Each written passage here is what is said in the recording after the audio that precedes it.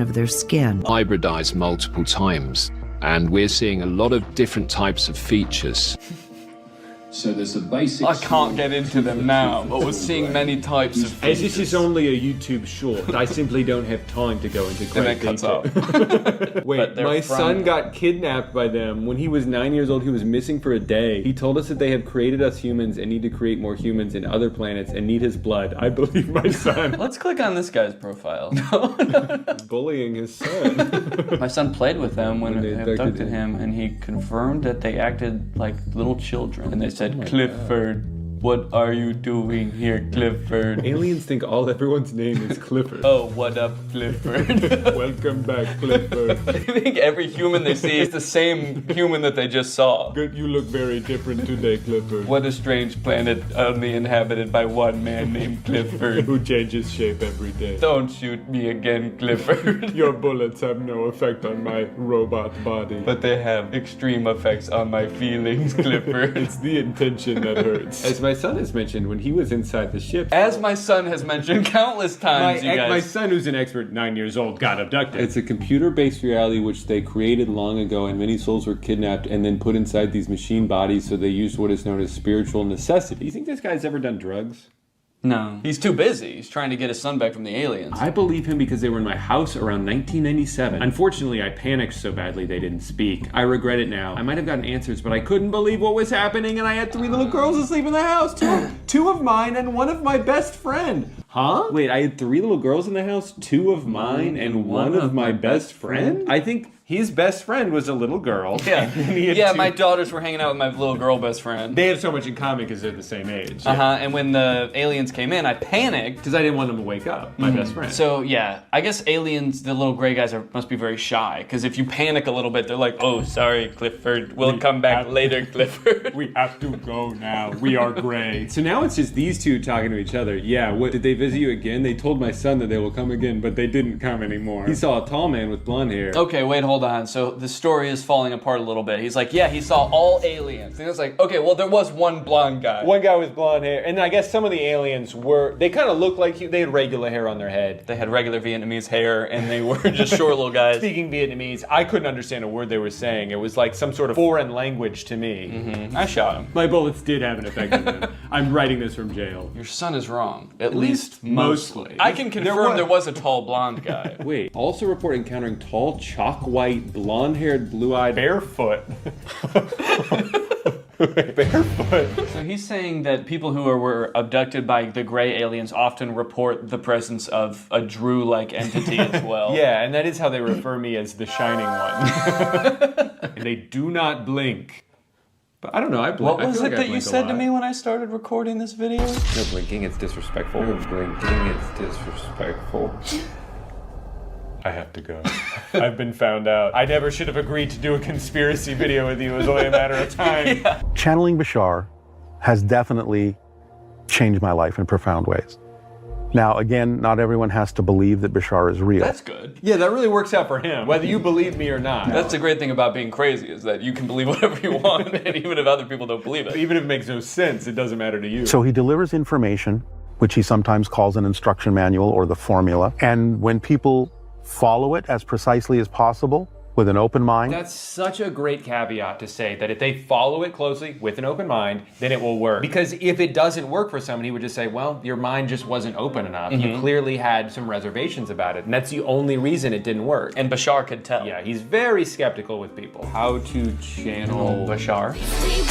So it looks like there's only one person in the world who even thinks Bashar is two shirts. He has one shirt, but it changes colors when he channels Bashar. Would we go insane if we saw a video of Bashar? That's a great question. I was wondering if we would go insane if we saw a video of you. Of you? Oh, he's channeling Bashar. So I think Bashar is speaking through him. It depends on the mechanism used to capture the image. I mean, I have to imagine that there is some pre-existing lore about Bashar that if you were to see his face, you would go insane, and that's why he has to be channeled through people. Right. And so that's why she's asking this question. I like to imagine that she just came up with this out of nowhere off the top of her head. Hey, I really love everything you're preaching here today. I just want to know, like, would someone go fucking crazy if they saw Bashar in real life? And he's just like, It No. depends. It depends on if they have an open mind or not. Also, basharstore.com. Yeah, that's where you can buy Bashar. Okay. I didn't think that this guy was like grifting at all before, but now I'm a little worried. Oh. Do you want to go back to 2011? How about 2003? How about 2000 through 2003? RSVP to Bashar? Yeah, the session looks like it's taking place about a month after September 11. Unrelated. So I have to stream him channeling Bashar? I feel like I should be able to just channel Bashar myself. No, I think you're going to need to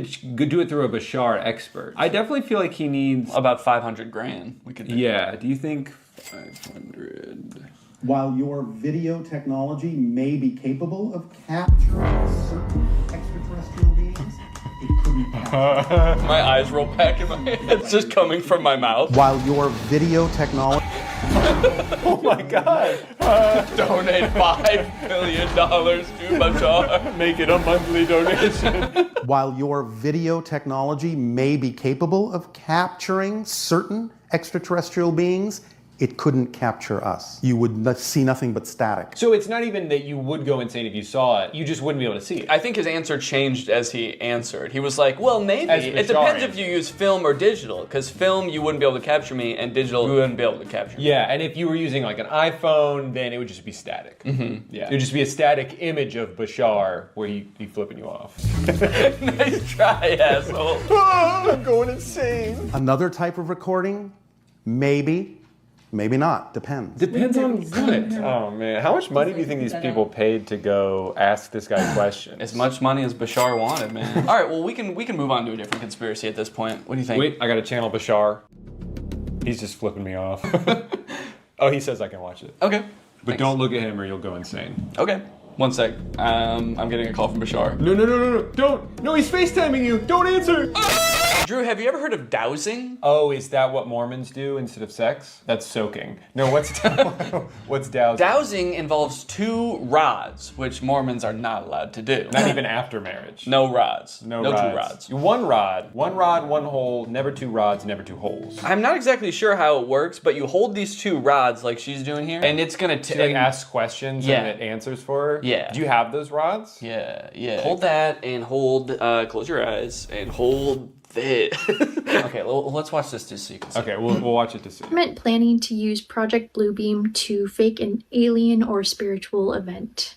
No, thank you. Right off the bat, I like how much lore is required to even understand her first question. Well, yeah, the first thing was, is the government going to use... Project Bluebeam. And I don't know what that is. To create a fake spiritual or alien event. I don't know what that is. Well, the answer was no, so you don't have to worry. Okay, good. That's a relief. It's a lot of research I don't have to do. Does the human work best without any clothes?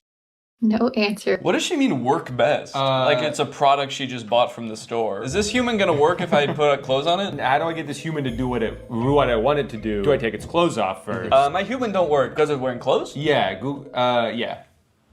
I had nothing to add to that, sorry. Does space have wormholes? Yes, thank you. I'm curious who is providing the answers. Maybe she's connecting with some kind of spirit or a alien, maybe? Yeah, who is she asking ultimately? It's not aliens, it's just the rods. So Reiki, energy work, and spirituality. So is she connecting with a ghost? Like a spirit? Oh. How the fuck would they know if there's wormholes in space? Well, because they died. And they went? When you're dead, you know that when you're dead, you find out. Okay, so she's holding the rods. She's communicating with ghosts. The ghosts are just sort of like coming up and going this way, or they poking it the other way. Yeah, sometimes they actually go like, yes. Yes, humans do work better naked. Plot twist, she is being answered by her own subconscious mind. Man, that would be a crazy twist. That would be crazy if she was actually just kind of like making this shit up. That's the last thing I'd expect. Does she sell the rods, or is she like that other guy where like only you can't use the rods, only I can. You can't communicate with Bashar, only that guy can. Yeah, sure, you can hold the rods, they're not gonna work. They're not gonna answer your question. So when she posted this over a year ago, it was already on sale to $14. Now $11. They just keep getting cheaper. Wait, 99.9% copper. What's the other? What do you think the rest is? Bashar. 0.1% Bashar dowsing rod. For ghost hunting tools, divining water, treasure, buried items, etc. Oh yeah, I've seen these used for ghost hunting and like finding things. So you go like, is the treasure this way? And the rods go. Are they magnets? I don't know. Go on YouTube and search like treasure hunting with dowsing rods. So So would you just follow them, or? They're saying yes, no, yes, no. Oh, X marks the spot. Gotta dig. Pans out and he's in a graveyard. There's treasure everywhere. I just don't understand who he's contacting. Is there a ghost whose job it is to help you find treasure? A greedy ghost who wants you to finish the job. Guys, if you don't think dowsing rods is real, when I die, my unfinished business is going to be helping people find treasure. So if dowsing rods don't work now, they will in about 2 months. 2 months? This is how you program your dowsing rods. Program? Help me find treasure. Help me find treasure. Kill Danny. Kill Danny. How would they kill? They would go, it spins so fast they slice your head off. Hey, you don't want to fuck with dowsing rods, man. Especially not the ones I just told to kill you. It's important clarification. It's not the rods that answer, it's the spirits you communicate with. The rods don't know shit. Yeah. The rods are merely a vessel to communicate what the spirits have told them. You could really just hold your fingers like this. You don't need to buy those stupid rods. Okay. Spirits. Am I in love with Danny? Spirits. Kill Drew. Everyone's yes and no is going to be different, so you should ask your rods to show you a yes. Can you show me a yes? A dead bird falls from the sky. Thank you. you. So it has nothing to do with... Okay, I can put those down. Dowsing twig. Oh, you can use just a dowsing twig, according to Wikipedia. Oh, could we make one ourselves? As long as it's L-shaped. You got anything L-shaped in here? No, only W's in here. Chat, spam W in the chat. Chat, spam W in the chat. Spam W in the chat. I'm recording another video over here. Just chat, spam W in the chat. Spam. Yo, you been live streaming this? Yep. At twitch.com/Danny. Chat, kill Drew. No, chat. Keep Drew alive. All right, let me see if I got anything L-shaped in here. No, I don't think so. Oh, it's too bad. Yeah, sorry.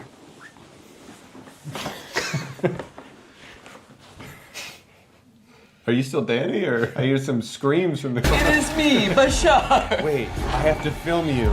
It's just static. A static image of Bashar flipping me off. And his dick's out, too. Hey! Classic Bashar. You know what they say, if you see Bashar, you go insane. If you see his dick, you suck it. You gon' suck it. That's what they say. If you see Bashar's dick, you gon' suck it. That's what he said in the video. Oh, yeah, no, I saw. It was on the YouTube short. He said, yeah, it depends on the type of video technique, and if you see his dick, you go suck it. What do you think that's it? Just how to chug a pint of any liquid in a second. You can drink anything in one ginormous sip. Was it coming out of his nose? And that wasn't the drink, that was blood. Yeah, that was, do not do this. I said, if you guys live in this private jet for 100 days, I'll let you keep it. It's a really nice... If you guys can survive this video of Bashar, I will give you $5 billion. Well, just a warning. If you see his dick, you gon' suck it. You scared of Pepsi? We're gonna get this in the glass. Wait, how did we get in chugging content? We watched several dowsing rod shorts, and then it recommended a chugging video, and then was like, oh, you like chugging videos? Sure. The lack of videos saying these conspiracies are real on YouTube really makes me feel like you gotta be so dumb to fall for them, because like they don't even show up. Like YouTube is actively trying to hide them from You have to be like, no, I'm certain this is real, and you have to be so convicted in that for the YouTube to finally be like, all right. But some people just fall down those rabbit holes. Guys, it's time to go big boy. All right. All right. Well, I think we've gone through a decent amount of conspiracies. Flat Earth, aliens, dowsing, Bashar, and all the other ones. And all the other ones, etc. Etc. Ugh, don't get me started on etc. Yeah, she was a wild thing. So, what do you think that you've learned anything today? I mean, do you think that you? Okay. See you guys next time. What's up, Greg, and welcome back to the Beef Zone, baby. This is where we talk about the internet's hottest drama going on right now. Today we're gonna be talking about Axel Weber. He's a TikTok star, and he's already started one of the year's most insane internet quarrels. I don't particularly talk about internet drama too much on my channel, but I had to do an installment of the Beef Zone just this once because this is a pretty unique case. I don't think I've ever seen anybody start an internet beef quite like this before. And that's because this dude, Axel, has started a feud with a college. This dude has started beef with a 4-year accredited institution. I've never seen that happen before. Other influencers are out here starting beefs with each other because of like messy breakups, problematic tweets. This dude's out here starting beef with institutions. That's crazy. I'm gonna start doing that. The DMV, you're done. You're canceled. I had to wait in line once 5 years ago when I got my license renewed. You're done. Everybody go harass the DMV now, please.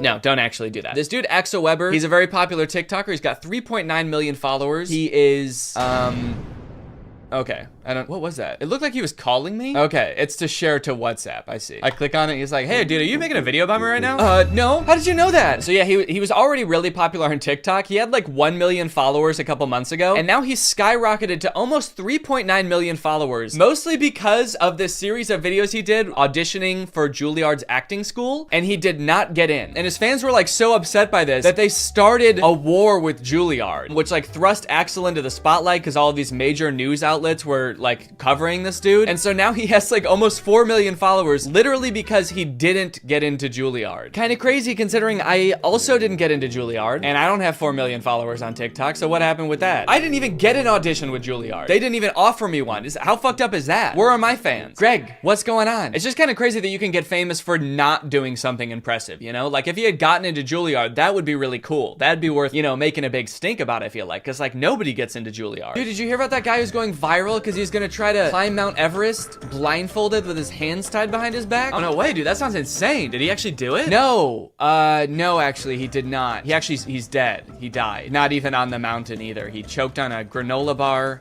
on the flight to Mount Everest. He's going viral? Yeah, dude, his funeral has 800 million likes. So I feel like to fully appreciate this story, we kind of have to go back to the beginning where it all began. So in December of 2021, just about a month ago, Axel had just moved to New York. He's pursuing acting. He's making a bunch of TikToks about living in the world's smallest apartment, and he has just hit 1 million followers on TikTok. Hi,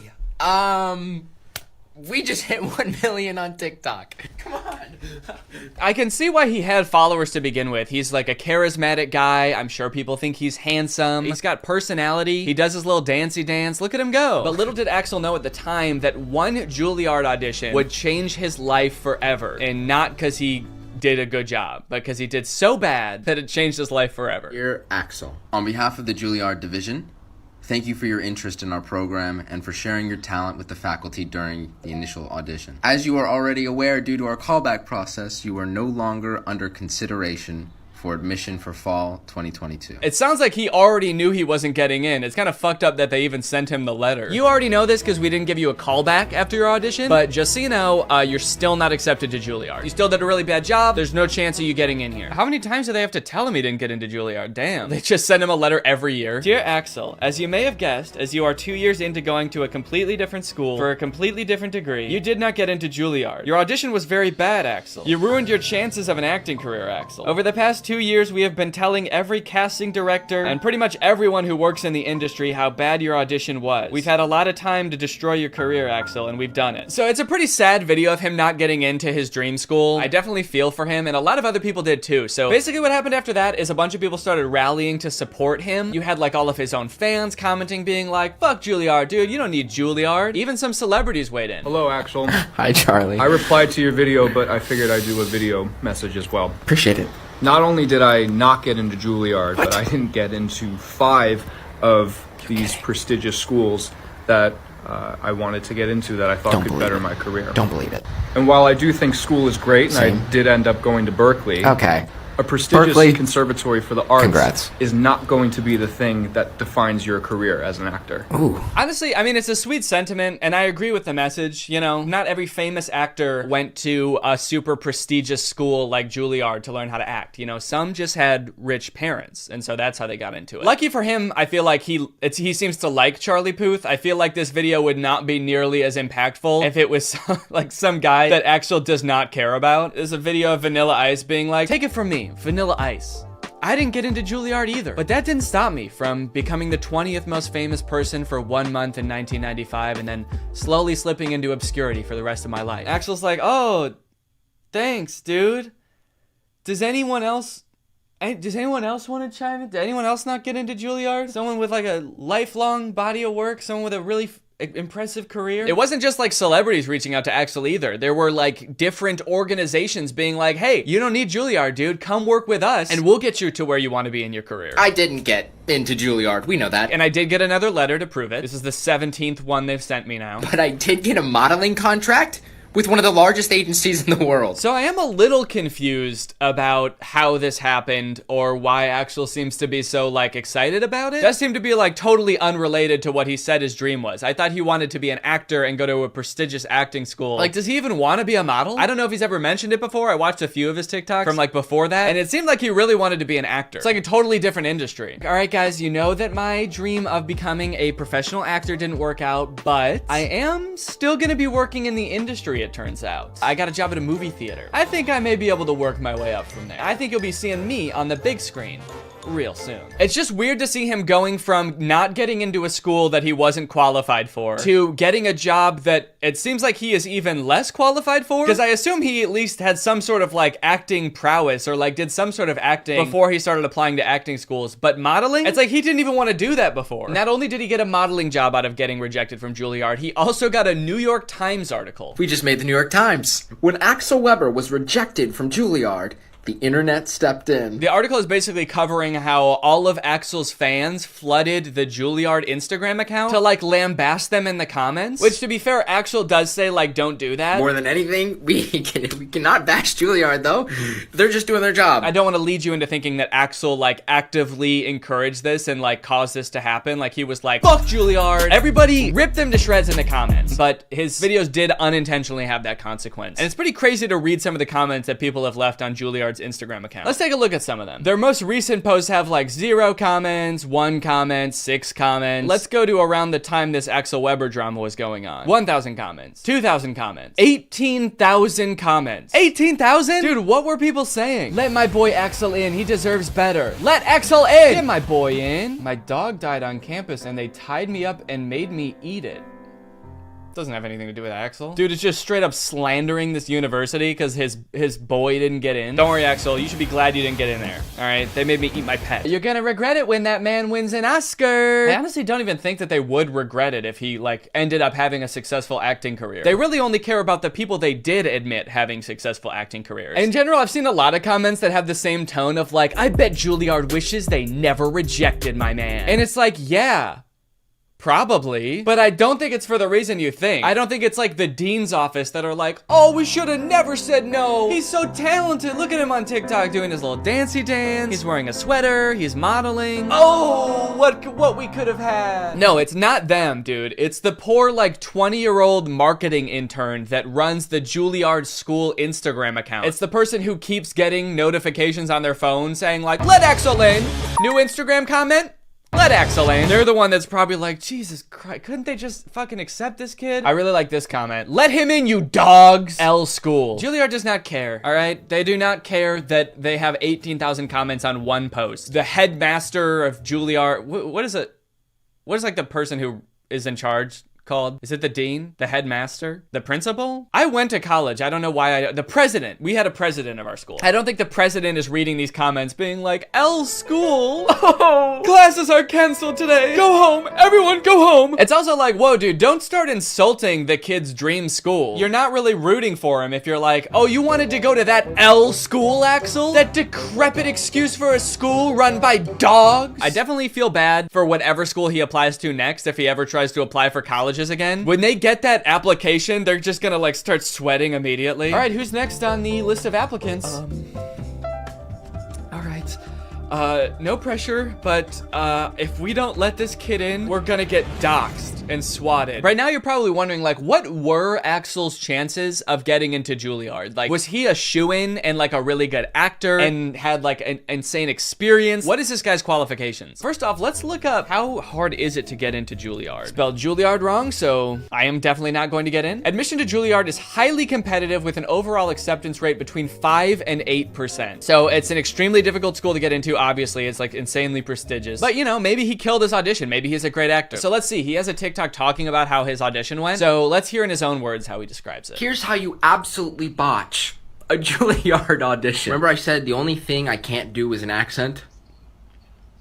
I did an accent. I couldn't help it. I jest to Oberon and make him smile. It just sounds better when he sounds like he came straight out of an HBO show. All right, I know it's not the point of the TikTok, but what does he mean I couldn't help it when he said he did the accent? Like, did you prepare your audition and not practice an accent at all? And then the second you get into your audition, you're like, hello, governor. Why am I talking like this? Oh, no. Did you really just decide to do an accent on the fly? Because, like, holy shit, what a bad idea. Of course you didn't get into Juilliard, dude. You went off book. You became a different nationality. Live. The guy gave me absolutely no reaction.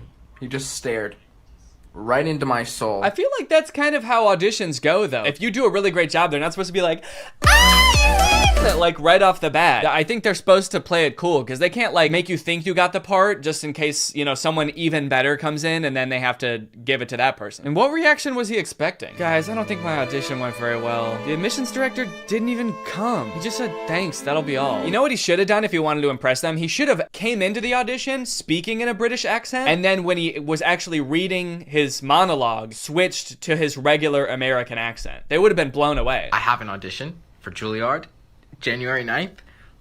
I have to learn some Shakespeare. Never even read Hamlet. I jest to Oberon and make him smile when I a fat and bean-fed horse beguile, neighing in likeness of a filly foal, and sometimes I lurk in a gossip's bowl. I don't understand what's happening. Not that I really think that this made a difference, but just a word of advice. If you're applying for a college, I wouldn't post on your like public social media something about like the application process or the audition process being like, I don't know what the fuck this means. This shit's dumb, dude. Shakespeare sounds like an idiot, man. It's also weird that like, after all of these videos of him being like, I don't know what the fuck Shakespeare is, and him being like, I randomly did an accent at the audition, that all of his fans still have his back. And they're still like, you deserve to get into Juilliard. Don't worry, we'll take it from here. We're gonna get you into Juilliard. We're gonna storm Juilliard for you, buddy, don't worry. Anything to get you in. All of this brings up a bigger topic of like, why are people so invested in this guy getting into Juilliard? This guy who like, has literally shown no prowess, no acting prowess whatsoever. He's been like, I botched my audition. I don't fuck with Shakespeare. He seems like a nice kid too. I just don't understand why people are like so ride or die for Axel getting into Juilliard. Probably a decent amount of them are joking and just thought it would be funny to like get way too into it and take his side. But I do think it's also kind of like the cute teen white boy effect, where like a fan base of 12-year-olds will literally do anything for a white guy that they think is cute. You know who I think probably hates this more than anyone? The students who actually did get into Juilliard. Just seeing this dude get rejected and be rewarded for like his not being very good at acting with a modeling contract and an extra 3 million followers. Meanwhile, you get into Juilliard and you get rewarded with student loans. I think that this guy is benefiting from a lot of privilege and maybe not realizing it. I don't know, man. He seems like a sweet kid, but also is sort of coming off a little bit like, I deserve this. Like he moved to New York expecting to get into one of the top 10 acting schools. Like that's why he says he lives in this apartment. And it seems like that sense of entitlement has been picked up a little bit by his fans as well. The whole thing kind of reminds me of like the Alex from Target phenomenon, when like just this random cute boy got like thrust into the spotlight and millions of followers because he was like attractive once. I don't know. Let's see how his modeling career is going. I wonder if he's posted any updates on that. Oh, this TikTok is called First Photo Shoot. He's a natural. All right. All right, well, that's pretty much the whole Axel Weber thing. It seems like he's doing good now. He's got his modeling career going, and I guess we'll be seeing him on the cover of Vogue pretty soon. Hopefully you guys enjoyed this video. If you do and you're new here, make sure you subscribe and turn on my notifications to join Greg. I'll see you guys next time. Bye. What's up, Greg? I hope you're having a great holiday season. I know I was, until I watched the new Home Alone movie. And I got sick, also. I think the movie might have given it to me, honestly. You know, guys, when you think about it, I guess it makes a lot of sense that they would make a new Home Alone movie, you know? Hollywood loves their sequels. Their sequels of sequels, and they've already made like 5 Home Alone movies, so why stop there? And sure, like nobody has watched or even been interested in the last like 3, but all the more reason to make another one, you know? Sort of a comeback Home Alone movie this could be. I guess could have been, if it wasn't already out and wasn't already bad. It's a shame, man. I really liked the first 2 Home Alone movies, but then after that, nothing feels the same. And I don't know what it is about this one in particular, but watching this little kid beat the shit out of these burglars, it's just not as fun as it used to be. guess I really am grown up. Oh, no, you know what it is, actually? It's not that I'm grown up. It's that instead of making the villains in this movie like cartoonishly evil burglars, they made them like a struggling middle-class family who are only breaking into this kid's house due to a misunderstanding. They're not evil. They're not trying to hurt anyone or kill anyone. They're just like a down-on-their-luck family. And this rich kid is just fucking him up at every turn, dude. This movie is insane. You know how a Home Alone movie goes. There's a kid, he gets left in his house by himself. There's robbers who try to break in, and the kid sets up a bunch of traps to try to hurt them and embarrass them. And that's exactly what happens in this movie. So you're probably wondering, who are these robbers and why do they want to break into this kid's house so bad? So let me tell you. Pam and Jeff McKenzie are parents. They live in the same area as the main kid, Max. And the movie starts off with them having an open house. They're trying to sell their house because they're both down on their luck. One of them doesn't make very much money and the other has just lost his job. And so they're trying to sell their house to keep food on the table for their families. It's very sad. The movie sort of tries to make it into like a funny thing happening. There's like millennials that come to try to buy the house, wearing berets and scarves. You know how like millennials do. Always wearing berets and scarves, I am. The schools here are amazing. They are totally lit. And there's a lot of scenes like this in the movie that seem like they're trying to get you to empathize with this couple. In this scene, they're just talking about how they can't afford to live in this house anymore, even though they love this house and they always thought that they'd be growing old together in the house. Unfortunately, it just won't be able to become a reality for them. I always thought we'd get old and weird in this house, but we've done the math. We can't afford it on my salary alone. Yeah, but I mean, I crushed my interview with IBM. Crushed it. Crushed it. But that was 3 months ago. It's very sad. And when I watched this, I didn't know that these two were going to be the ones who were gonna have all of the booby traps happen to them. And it's kind of crazy now watching it back, being like, holy shit, just about an hour and a half from now, these two are gonna be getting maimed by a rich child. How fucked up is that? So what's their motivation to rob this kid, you might ask? Well, it's sort of, I feel like everything in this movie is so long and convoluted to explain. Probably because they've done this same movie like 6 times now. And so they keep having to come up with like new, more obscure ways to explain everything. Like, how does the kid get left home alone? And why are burglars trying to get into his house? Basically, there's this doll that the McKenzies own. They have a whole collection of these dolls that were like his grandma's or something. And they find out that one of them is worth like $200,000, which is enough money for them to like save their house and have enough time for the husband to find a new job. And they could even remodel the whole house. It's great. But during their open house, Max and his mom, who are rich, by the way, they live in a mansion, stop at their open house because Max has to pee. Do the maths. 6 soda refills into one tiny 10-year-old's bladder does not go. They sort of are using this less wealthy family's house as a public restroom of sorts. And the McKenzies talk to Max about this doll, and that's actually how they learn how valuable the dolls are, is because Max's mom knows this information. There was this elderly lady who bought one at a garage sale for about $10, and then it ended up going for about $5,000. And then the doll goes missing. That brat kid stole my doll. And so the McKenzies assume that Max stole the doll from them. So they are breaking into his house to try to get the doll back so that they can save their family. Which is not a decision that they take lightly, mind you. They're not like stoked to do this. They're like a normal family just like anybody else, but this is like the only thing they can do to try to keep their family afloat. They're actually like extremely nervous about doing this because they don't want to get caught and they don't want to hurt anybody. Little do they know they will get caught and they will get hurt. So yeah, in various ways, this movie goes out of its way to show you how nice of people the McKenzies are, how much they don't want to break into this house, but how they're like left no other option. It's like, it's honestly, you gotta kind of respect it in a way. They're like, look how these people, they're so nice, they're so sweet, wouldn't hurt a fly, they just really want to keep their family well-fed and in a nice house. We're gonna fuck with them. We're gonna fuck with them hard, dude. This is like an evil Mr. Beast video. So at first, only Jeff is on board, but then this scene happens, and this is what finally gets Pam on board to help out with the robbery as well. You gotta save our house. Seriously, Mom, will you just get the doll? It's just entering, Pam. We have the key. Pam, you have to call me. Hi, Come Gavin and get Washington, me. Realtor Extraordinaire. No, Fräulein.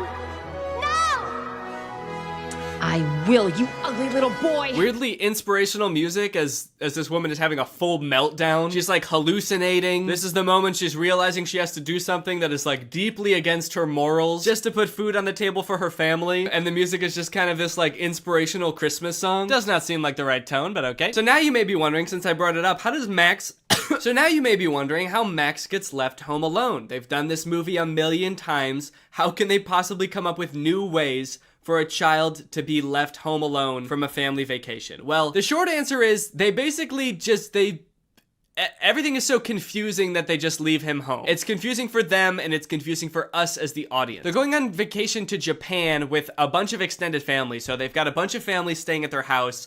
It's very chaotic. It's very hectic. The whole beginning of the movie is just them like rapid fire introducing a bunch of characters that we literally never see again. In all this confusion, the families get split onto 2 different flights to go to Japan. You have split our family onto 2 separate flights. Can you speak up, please? It's very loud in here. And so they can't really keep track very well of who's on which flight. Now, as for how he actually gets left at home, Max is sort of a Scrooge of a child. While Max has like all of his cousins over playing, they're all running through the halls, playing video games, shooting Nerf guns at each other. Max, I guess, is like overwhelmed by all of this and goes to hide in his family's BMW.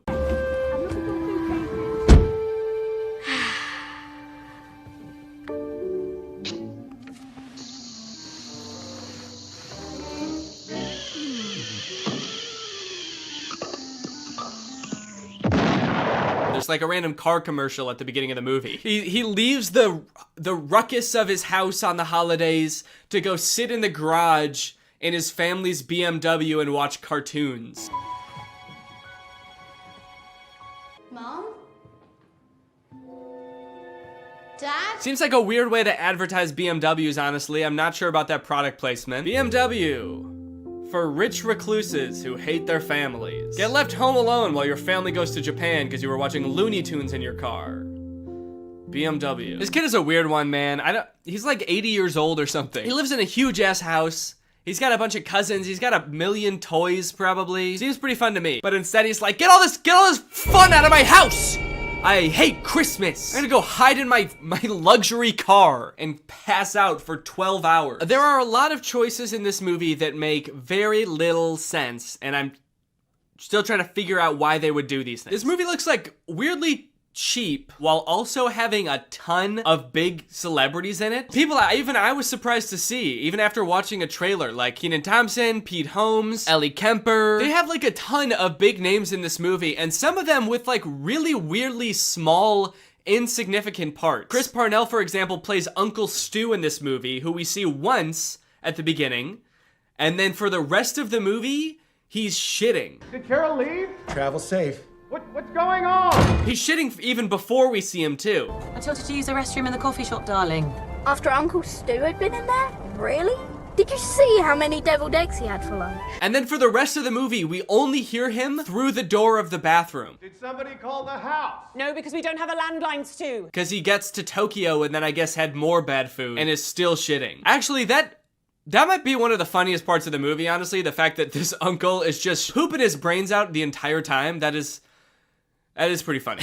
And the fact that they got such like a big name to play him, and we're paying you $5 million for this role, and you're gonna be behind a door pooping your brains out, and we're never gonna see you. Is that cool? Also, Mikey Day from SNL is a priest in this movie. If you didn't look very hard, you might not even know there was a priest in this movie, let alone the fact that he was played by someone famous. If this movie was good, it would have been cool to see so many famous actors, but because it was really underwhelming, it was almost disappointing every time a new actor popped up that I recognized. I was like, oh, not you too, man. What's going on? Are you okay? Another weird choice, they threw in this line in the middle of the movie about remakes always being worse than the original. Ugh, this is garbage. I don't know why they were always trying to remake the classics. Never as good as the original. Like, yeah. Fuck you. It was like the studio being like, we know this isn't as good as the first one, but you're still gonna eat this shit up, aren't you, little piggy? Little piggy likes his Home Alone movies, doesn't he? And I did eat this shit up, alright? So I can't talk. I watched it still. I feel like with a kids movie like this, you always have to appeal to the kids, but then also throw in some good stuff for the adults in there too and make it fulfilling for them to watch. That way they'll want to, you know, throw it on with the kids every year, right? And this movie works well enough for kids, I think. I think kids just like to watch Max make the booby traps and think, I could do that if I was like, home alone and there are people trying to rob me. I could defend myself against 2 adults who are trying to kidnap me. It's fun to imagine yourself as a smart little 6-year-old, even if you are a dumb little 6-year-old. But this movie, while being fun for kids, I would say is deeply saddening for adults. The second half of this movie is just watching a struggling family getting their shit rocked by a rich asshole kid. Bombs away!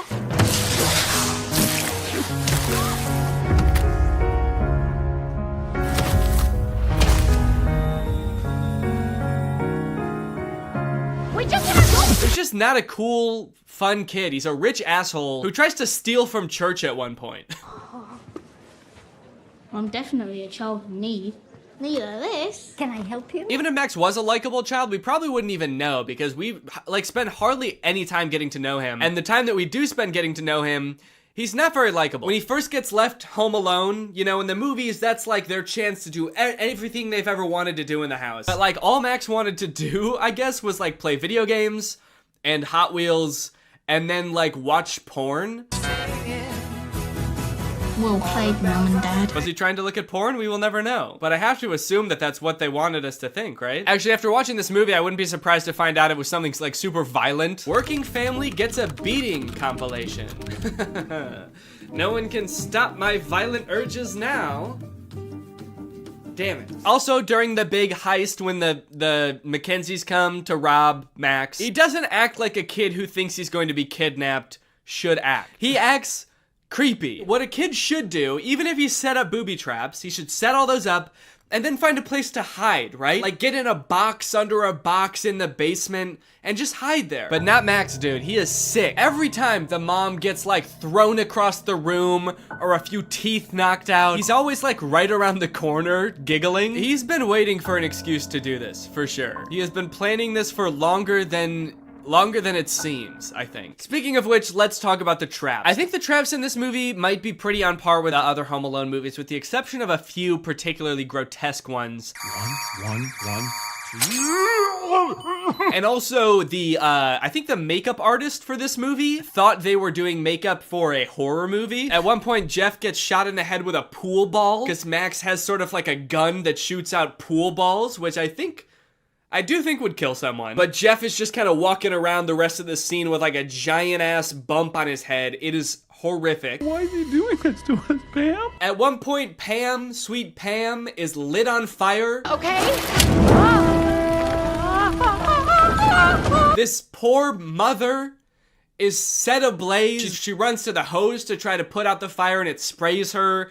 And then for the rest of the movie, she looks insane, dude. At one point, it shows her feet as she's stepping on Legos, her bare feet. And her feet are burnt to a crisp. And the whole time I'm trying to think, what were the writers thinking during this part? You know what, man? This is gonna be even funnier because they probably don't have health insurance. So this is probably gonna be even worse for them financially than it is physically. This couple have had the worst week of their life, man. And then they just get beaten up. There's a point where after the mom gets lit on fire, she just lays down in the snow and cries.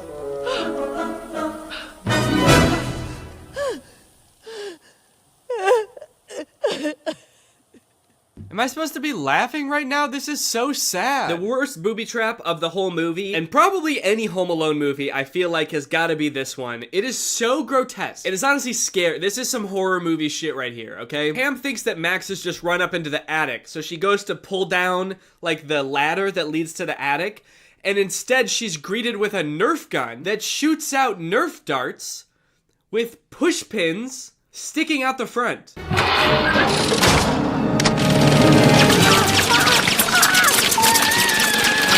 And for the rest of the entire booby trap montage, she just has these pushpin Nerf darts sticking out of her face and hands and everywhere. It is so scary. It is nasty. This movie is foul. And I gotta be honest, the whole time, I was not rooting for the kid at all. I was rooting for the couple. I'm not sure if that's how it was supposed to be, but it was not very satisfying, I will say, if it was. Maybe this was the Home Alone movie where they tried to flip it all on their head and be like, let's root for the robbers this time. But we still watched them get their asses handed to them, so I would say that it was not very fun. I especially wasn't rooting for Max the first time I watched this because we're all led to believe that he did steal their doll, their $200,000 doll. It turns out at the end of the movie that he actually didn't steal their doll, and it was all a big misunderstanding. I guess the whole thing could have been avoided if they had kind of talked it out. But Jeff's nephew had stolen it, I guess. Kind of a weird thing to reveal at the end because it really makes you hate Max, because you're like, this kid stole from church. He also stole this extremely valuable doll from this struggling family. What the hell?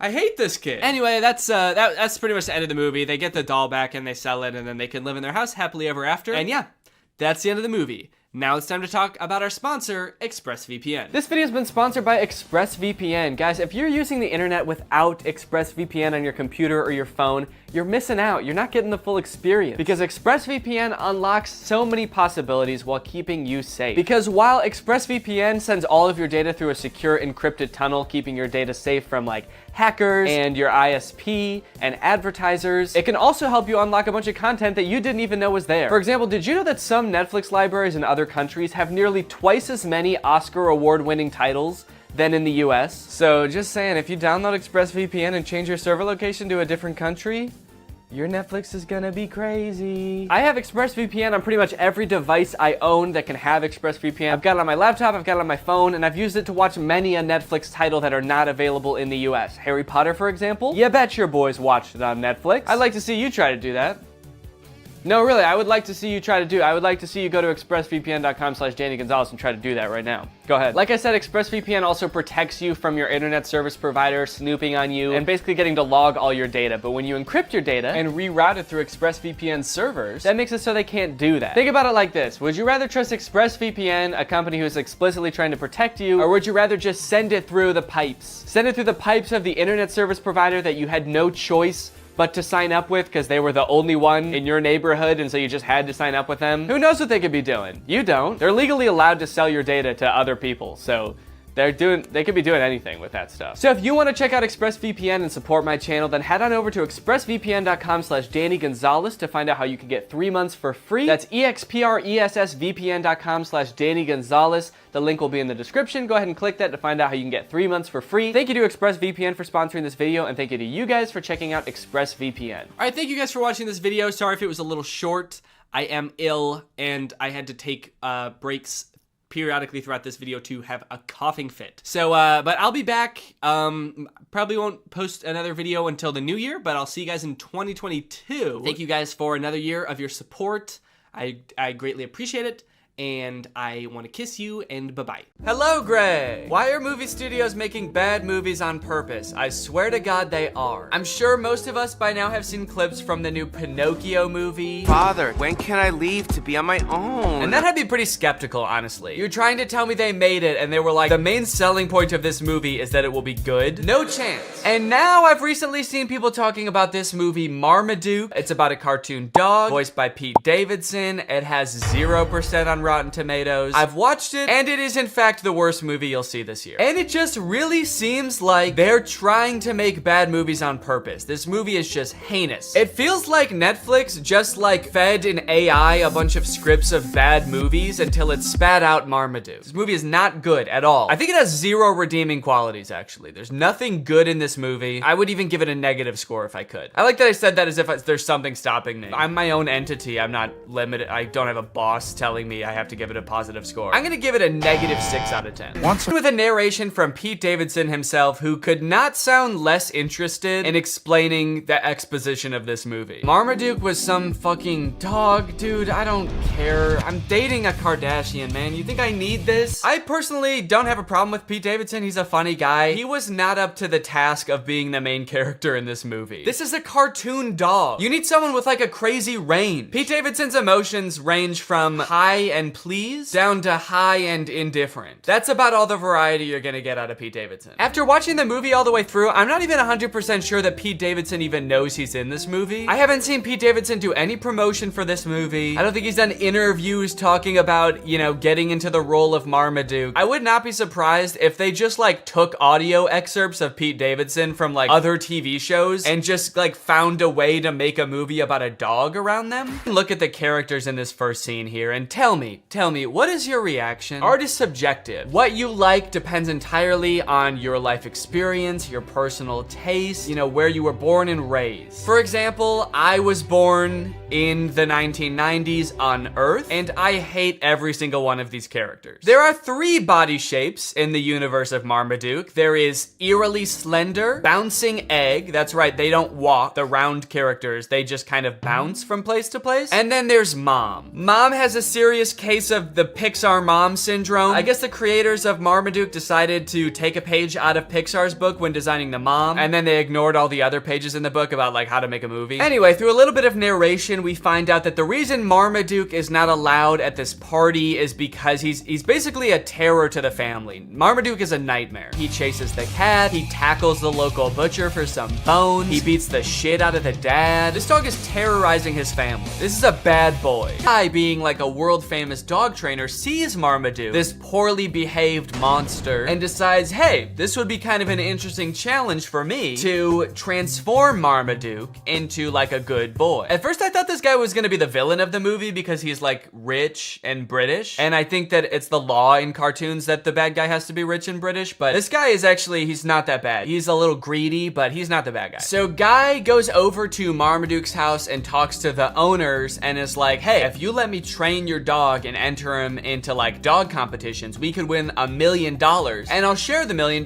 with you, which is actually a very nice thing for a rich British man to do in a cartoon. The family says yes, so Marmaduke gets to train with this experienced, highly awarded, rich and famous dog trainer, and they start training right away. Or actually, sorry, Marmaduke doesn't want to train at all, so the trainer starts beating the shit out of Marmaduke. That's enough for today. That's enough for today? You didn't do anything. You just hurt a dog. You didn't teach him any tricks. He doesn't even know how to sit. All right, the first trick we're gonna learn today is how to dodge a punch.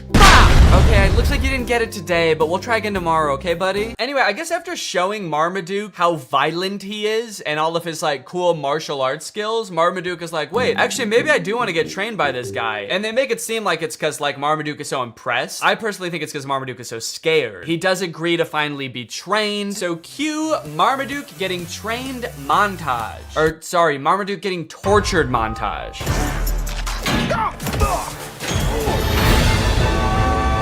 Yeah, that's right. Before Marmaduke agreed to get trained, Guy just beat the shit out of Marmaduke. But now that Marmaduke has agreed to be trained, he is still getting beat up, but just in new and fancy ways. This movie is essentially about a dog who loves to eat and suffers greatly for it. You know what is one thing that's unclear about this movie? Can Marmaduke talk? Earlier in the movie, Marmaduke was trying to talk to the people and all they could hear was barking sounds. You're being too hard on poor But then Marmaduke and Guy seem to have full conversations. So who is speaking the other one's language? Is Marmaduke speaking English? Or is the trainer barking at Marmaduke? Like if you were to walk by the park where Guy is training Marmaduke, is Guy just going like, arr, arr, arr? This movie is completely uninterested in answering this question. After part is very disturbing.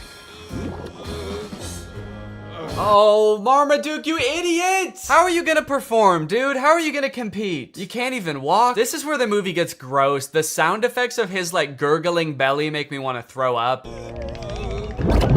Then he somehow becomes skinny by farting once. I guess he farts out all the food in one foul fart. And when I say foul fart, that shit does look foul. When he did that, I was like, wait, holy shit, he can do that? Marmaduke has the ability to fart out food that he just ate, like all of it. But then it's even more confusing because he gets onto the floor at the dog show and all of a sudden, so where did the food go? Did the gas enter him again and become food again? Was he actually just sucking in? What is happening? Did he fart the food out or not? Fart farts, and he shits, and he farts so hard that I thought he might be dying. He gets onto the trophy and like goes from plump to shriveled up like a raisin. He shrivels up into a little doggy skeleton. The dog is very sick. The dog should be rushed to the hospital immediately after this, actually. The cloud of his fart gas like envelops the entire crowd. People are screaming. I think he might have killed people, honestly. This is just an awful scene. I don't know why the writers thought that this would be fun for anyone, even for kids. It's like, is your dog pooping in the wrong spot ever that funny? I don't think I've ever like come home and my dog is like pooped somewhere she wasn't supposed to and been like, that's hilarious. That's actually good one, Sunday. Dude, you fucking killed it. I should be mad, but that's actually mad funny. To be fair, if I did have like a comically big trophy in my house and I came home and the dog had pooped in the trophy, that actually might be kind of funny. But not if she was also like sitting on top of the trophy as like a shriveled up skeleton and my house was full of noxious gas. That was a disgrace. The movie's getting kind of dark. This is a really somber, like, middle section of a children's movie. He's not a loser! It just turns into Marriage Story. Marmaduke is a Great Dane! Then come to find out that the trainer has actually billed them for all of the training, and it's like a shit ton of money. They go through the list, and it rolls by in this like Star Wars style credit roll, and it's meant to fly by really fast so you can't read anything, but I paused it just to like look through what some of it is. Some of the items on this list are more than the $1 million they would have won at the final dog show. There's things for $29,000, $35,000, $1.4 million. Also kind of a funny detail, the writers I guess couldn't come up with enough things to actually make the list that long, so they just literally copied and pasted the same chunk over and over. So if you just play it, you'll see like the same thing worth $1.5 million over and over in this list, and it's like you couldn't just keep coming up with different numbers at least? You are not a champion. So Marmaduke is like, you know what, screw it, I don't need you, and he decides to set off on a journey to show him what a real champion can do. He runs to China, and then he runs to Egypt, and then he swims in the ocean, and then he goes home. And I guess that's pretty much all the training he needs. I don't know why he is still so focused on the dog show after that. Marmaduke's like, yeah, I climbed to the top of Mount Everest and then swam to the bottom of the ocean so that I could hopefully compete in an obedience competition at a regional level. I hope that I do okay. It's like, no, all of the things you did just then are like infinitely more impressive than a dog show. At least that's what I thought until we get to the dog show and we see what other dogs do during the talent portion.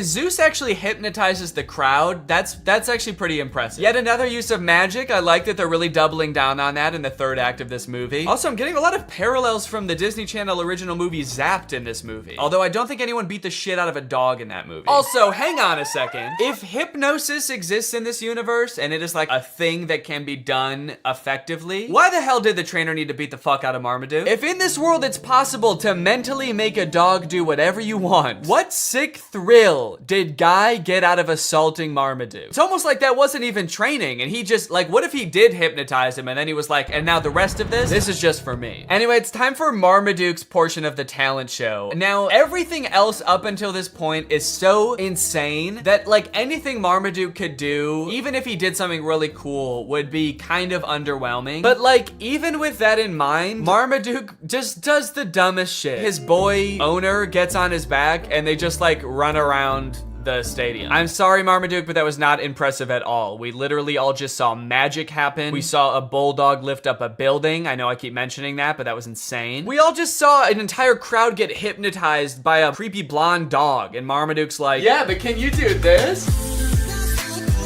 Are you trying to bankrupt your family, Marmaduke? Because that's what's gonna happen if you keep this shit up. Are you trying to destroy your family's lives? You're going to. Keep dicking around on the ground like that with no talent, and you're gonna destroy their lives. It's happened before, it'll happen again. Okay, a little plot twist happens at the end of the dog show. Zeus, the beautiful dog, wins. Obviously, he hypnotized the judges, so we kind of thought that was gonna happen anyway, but it turns out that one of the judges is actually Zeus's trainer in disguise, so he gets disqualified from the talent competition. I kind of feel like it was pretty dumb of him to do that because he had a shot at winning anyway. It's not like he was like a total underdog. Dude was basically an overdog. He was actually bound to win. He hypnotized everybody. That's Marmaduke dead? Marmaduke was a good dog. What the fuck, dude? We will miss you very much. Okay, they're spending way too long on this if he's not actually dead. He should have come back alive by now, probably. Is there still time to hit the awards banquet? Jesus Christ, dude. You have to admit, if he did die, that would be objectively the funniest ending to this movie. Marmaduke doesn't win the dog show, and then he dies. And then everyone's really sad, and then the movie ends. In my head, when this was happening, the first time I watched this, I was like, please roll credits, please roll credits. It would be so fucking funny if Marmaduke dies. Oh, fuck, he's alive. Anyways, if this movie couldn't get any worse, it ends with an original song by Pete Davidson about being a dog. I'm the biggest dog around, the greatest Dane in the whole darn town. But my family doesn't understand. I gotta eat, it's my command. Did they give Pete Davidson 40 seconds to write this song? All right, Pete, it's time to record the ending song. What ending song? You guys didn't tell me there was gonna be an ending song. I don't know, man, you tell us. Hit it. All right, well, yeah, that's Marmaduke. Let me know what you thought, and now it's time to talk about our sponsor. Hello. Guys, did you know in the US it's legal for your internet service provider to sell your data to other companies? They can sell it to ad companies. Heck, they can sell it to whoever they want. This seems pretty screwed up to me. I don't know why this is legal, but what I do know is that Marmaduke is probably responsible. Luckily, today's sponsor, ExpressVPN, puts a stop to this by rerouting 100% of your network traffic through their secure encrypted servers. Those are servers that are both secure and encrypted. ExpressVPN also masks your device's unique IP address, making it much more difficult for like big tech companies or advertisers or really strong dogs from tracking you and matching your activity back to you so they can collect your data. There's a ton of great reasons to use ExpressVPN. You can unblock content that's not available in your country. For example, the movie Whiplash is not available on Netflix in the US, but with ExpressVPN, if you change your server location to the UK, it is available. They have 24/7 customer support, the fastest speeds, consistently faster than other VPNs, and it's easy to use. You can fire it up and get going with just one click. I've got ExpressVPN on my computer and my phone, pretty much every device that can have it in my house. So find out how you can get 3 months for free by visiting expressvpn.com/Danny Gonzalez. That's expressvpn.com/Danny Gonzalez. Thank you to ExpressVPN for sponsoring this video, and thank you to you guys for checking out our sponsor. Please get out from under my desk. All right, guys, thank you for watching this video. If you're new here and you're not subscribed yet, make sure you subscribe and turn on my notifications to join Greg. Is that in focus at all? Greg, join Greg. Greg is what I call my fans here on YouTube, my fan base, my audience. But we're more than that, you know? We're a family, we're an army. We are one guy named Greg. So if you want to join, then turn on my notifications and subscribe, and I'll see you guys next time. Bye-bye. What's up, Greg? You know, I feel like it's been a while since I found something real weird on TikTok. Like something so strange that I truly cannot wrap my head around it, but I've done it. It's two twins on TikTok, which is not uncommon for twins to blow up on TikTok, but these twins are different because these twins are in love. Aww. That's so cute. With each other. Yeah, I know. Yeah, that's right. We're watching these guys today. You guys have probably seen videos titled Siblings or Dating. How about Siblings Are Dating? This is truly one of the weirdest things I've seen on TikTok in a while, and like the more that I look into it, the more puzzling it gets. It's like there are layers and it gets deeper, and there were twists in here that I did not expect. These dudes run an account called Alisov Brothers. I believe they're Russian, and the vast majority of their TikToks is literally just them doing stuff like this. I mean, like, being about to make out with each other, not dentistry. That most of their TikToks are not about being dentists. Although they do have, like, a surprising amount. I feel like they have, like, 10 TikToks in this dentist chair. I don't know if they own a dentist business on the side. That is not clear to me. These dudes heard that self-care was important and took it so literally. This dude has his literal self cleaning his teeth and borderline making love to him. But this is, like, their thing. They have so many TikToks where it's like music playing, and then at the end they just kind of like grab each other's faces and just like breathe into each other's faces. Skin the color of bark. Oh, nice. Nice, dude, that's awesome. Has your brother ever been so right at math that you wanted to make out with him? I guess that's kind of the relatable angle they were going for here. Every video I watch, I feel like peels back another layer of their lives, revealing another even more confusing layer.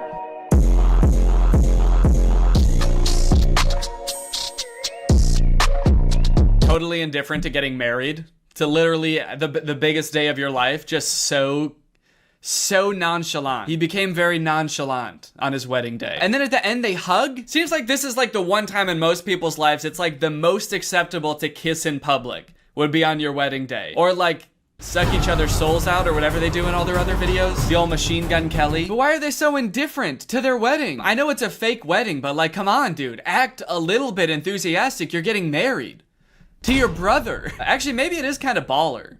Maybe it is kind of cool. It's the ultimate baller move to do literally the most insane shit ever, like marry your twin brother and not give a fuck about it at all. Just another day getting married to my twin brother. Nothing weird going on here. Just gonna give him a hug. We're getting married in front of a castle. This is our castle, by the way. We are Russian royalty, as a matter of fact. Is this like a wedding venue or is this their castle? Are these guys Russian royalty? I've heard that royal families can be pretty inbred, so honestly, I would believe it. I think that marrying your twin brother is literally keeping your genes as pure as humanly possible.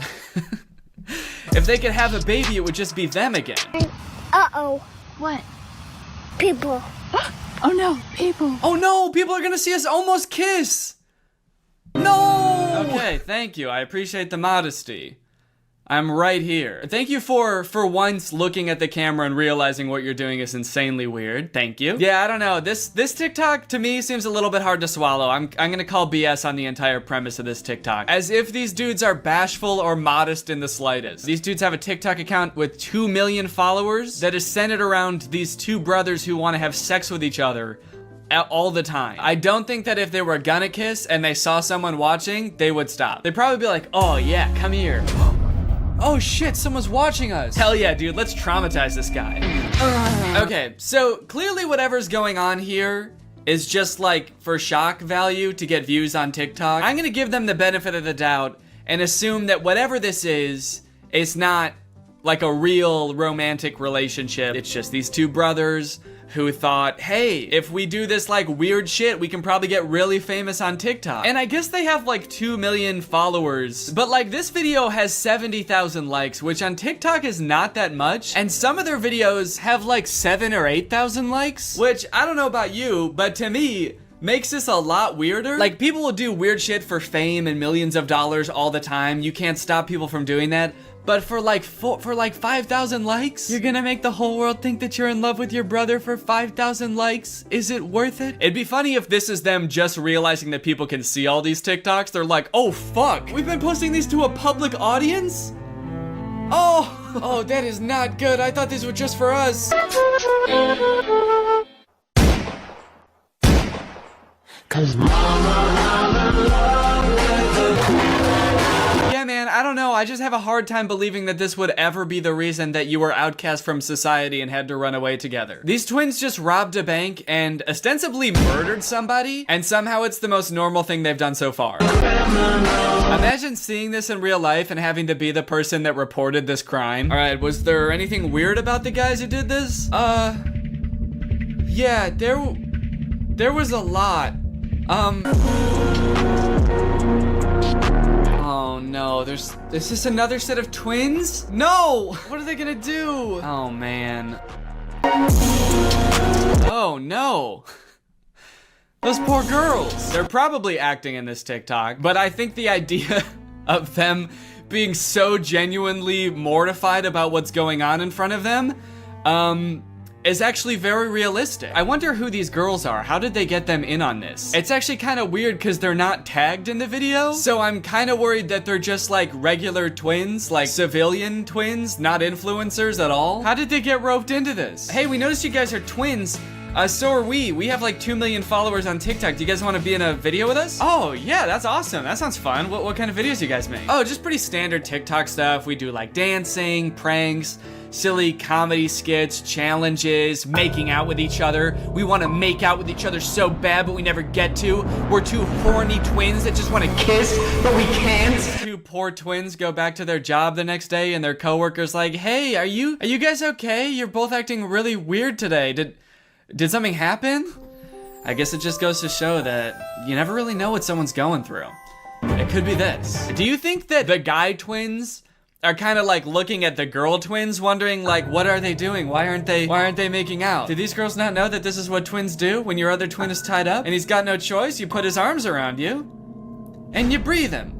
You breathe the poor guy. One thing that I think is really funny about these guys is that on their Instagram, they have a business email in their bio. What company would ever want to sponsor two incestuous twins? What kind of business inquiries do they think they're gonna get? I just imagine these guys going to their manager and being like, hey, do we have any new brand opportunities? And he's like, yeah, actually, we've got 7,000 emails from people offering to pay you to stop posting forever. Oh, that's kind of weird. So that many like individual people want. No, it's companies. They're literal companies that want to pay you to stop posting. Big ones too. McDonald's, Coca-Cola. They're willing to put a lot of money into getting you guys to stop. I actually went through their profile a bit and I did find one post that I think is sponsored. It doesn't say hashtag ad, but it says products used in this video, and it's tagging this company at 7 days. And it's an ad for a makeup company. Kind of an odd collab. I don't really know how that fits the theme of the account. I guess it could be for people who are in a relationship with someone that doesn't look exactly like them. And so maybe you can use this makeup to make them look more like you or something. I'm not really sure. So not every one of these guys' TikToks is about them wanting to kiss each other or like rub up on each other. They do have a couple of like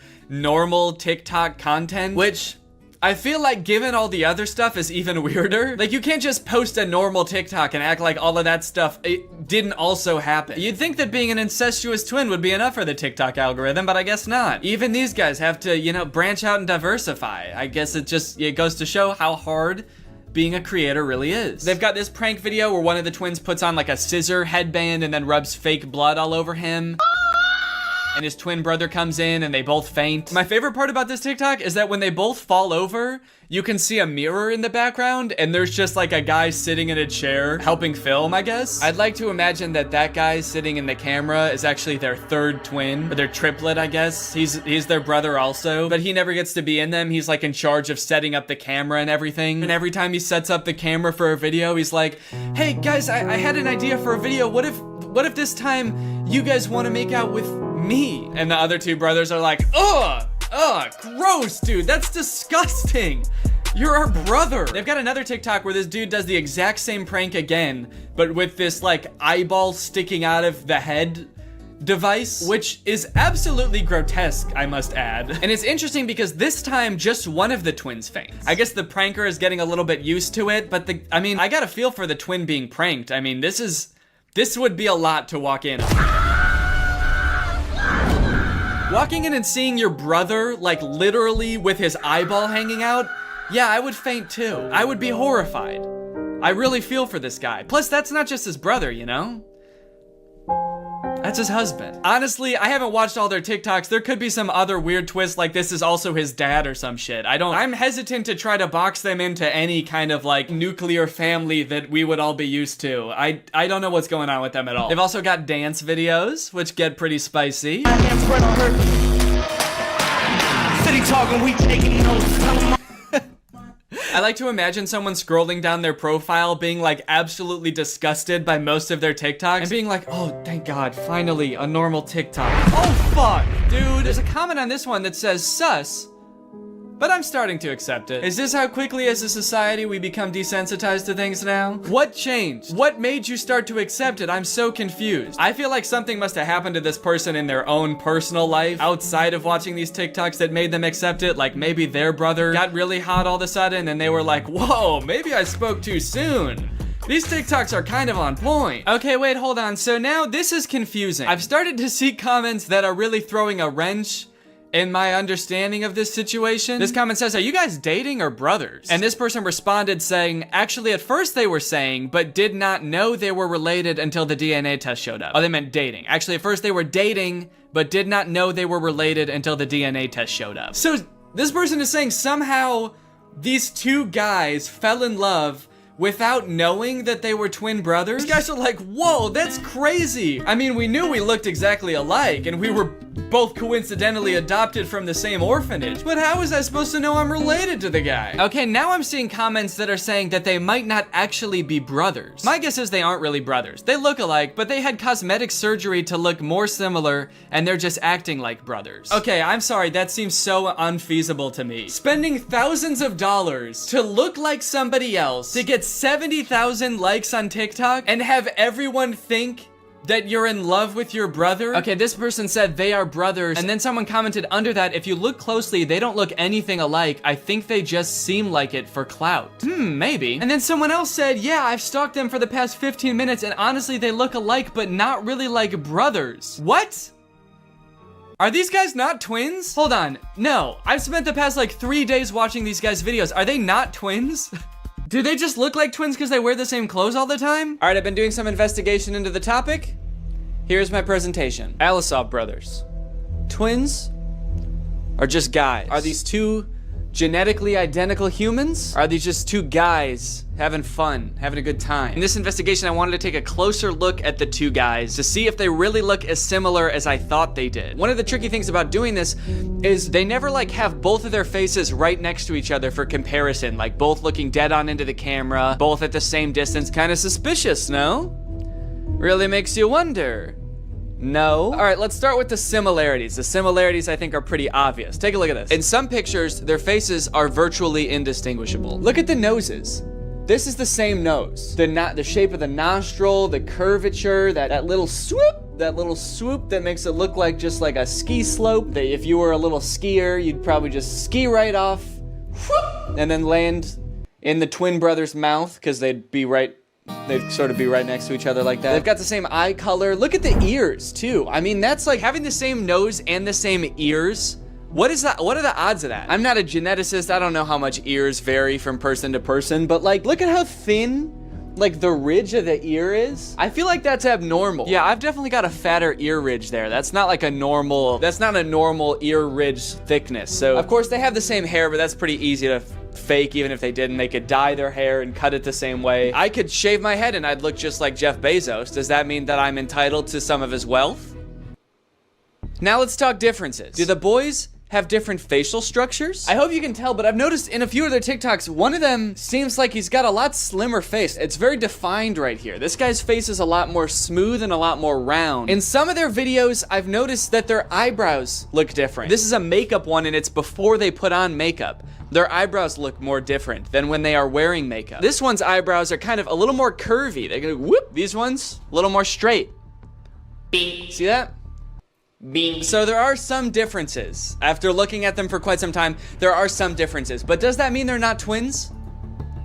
Zach and Cody, Dylan and Cole Sprouse, these are genetic twins as far as we know. As far as today's top scientists know, these boys are definitely twins. And even when they were younger, I mean, you could tell them apart for sure. Like, they had differences. And now they're all grown up, and I'd say they look even less alike.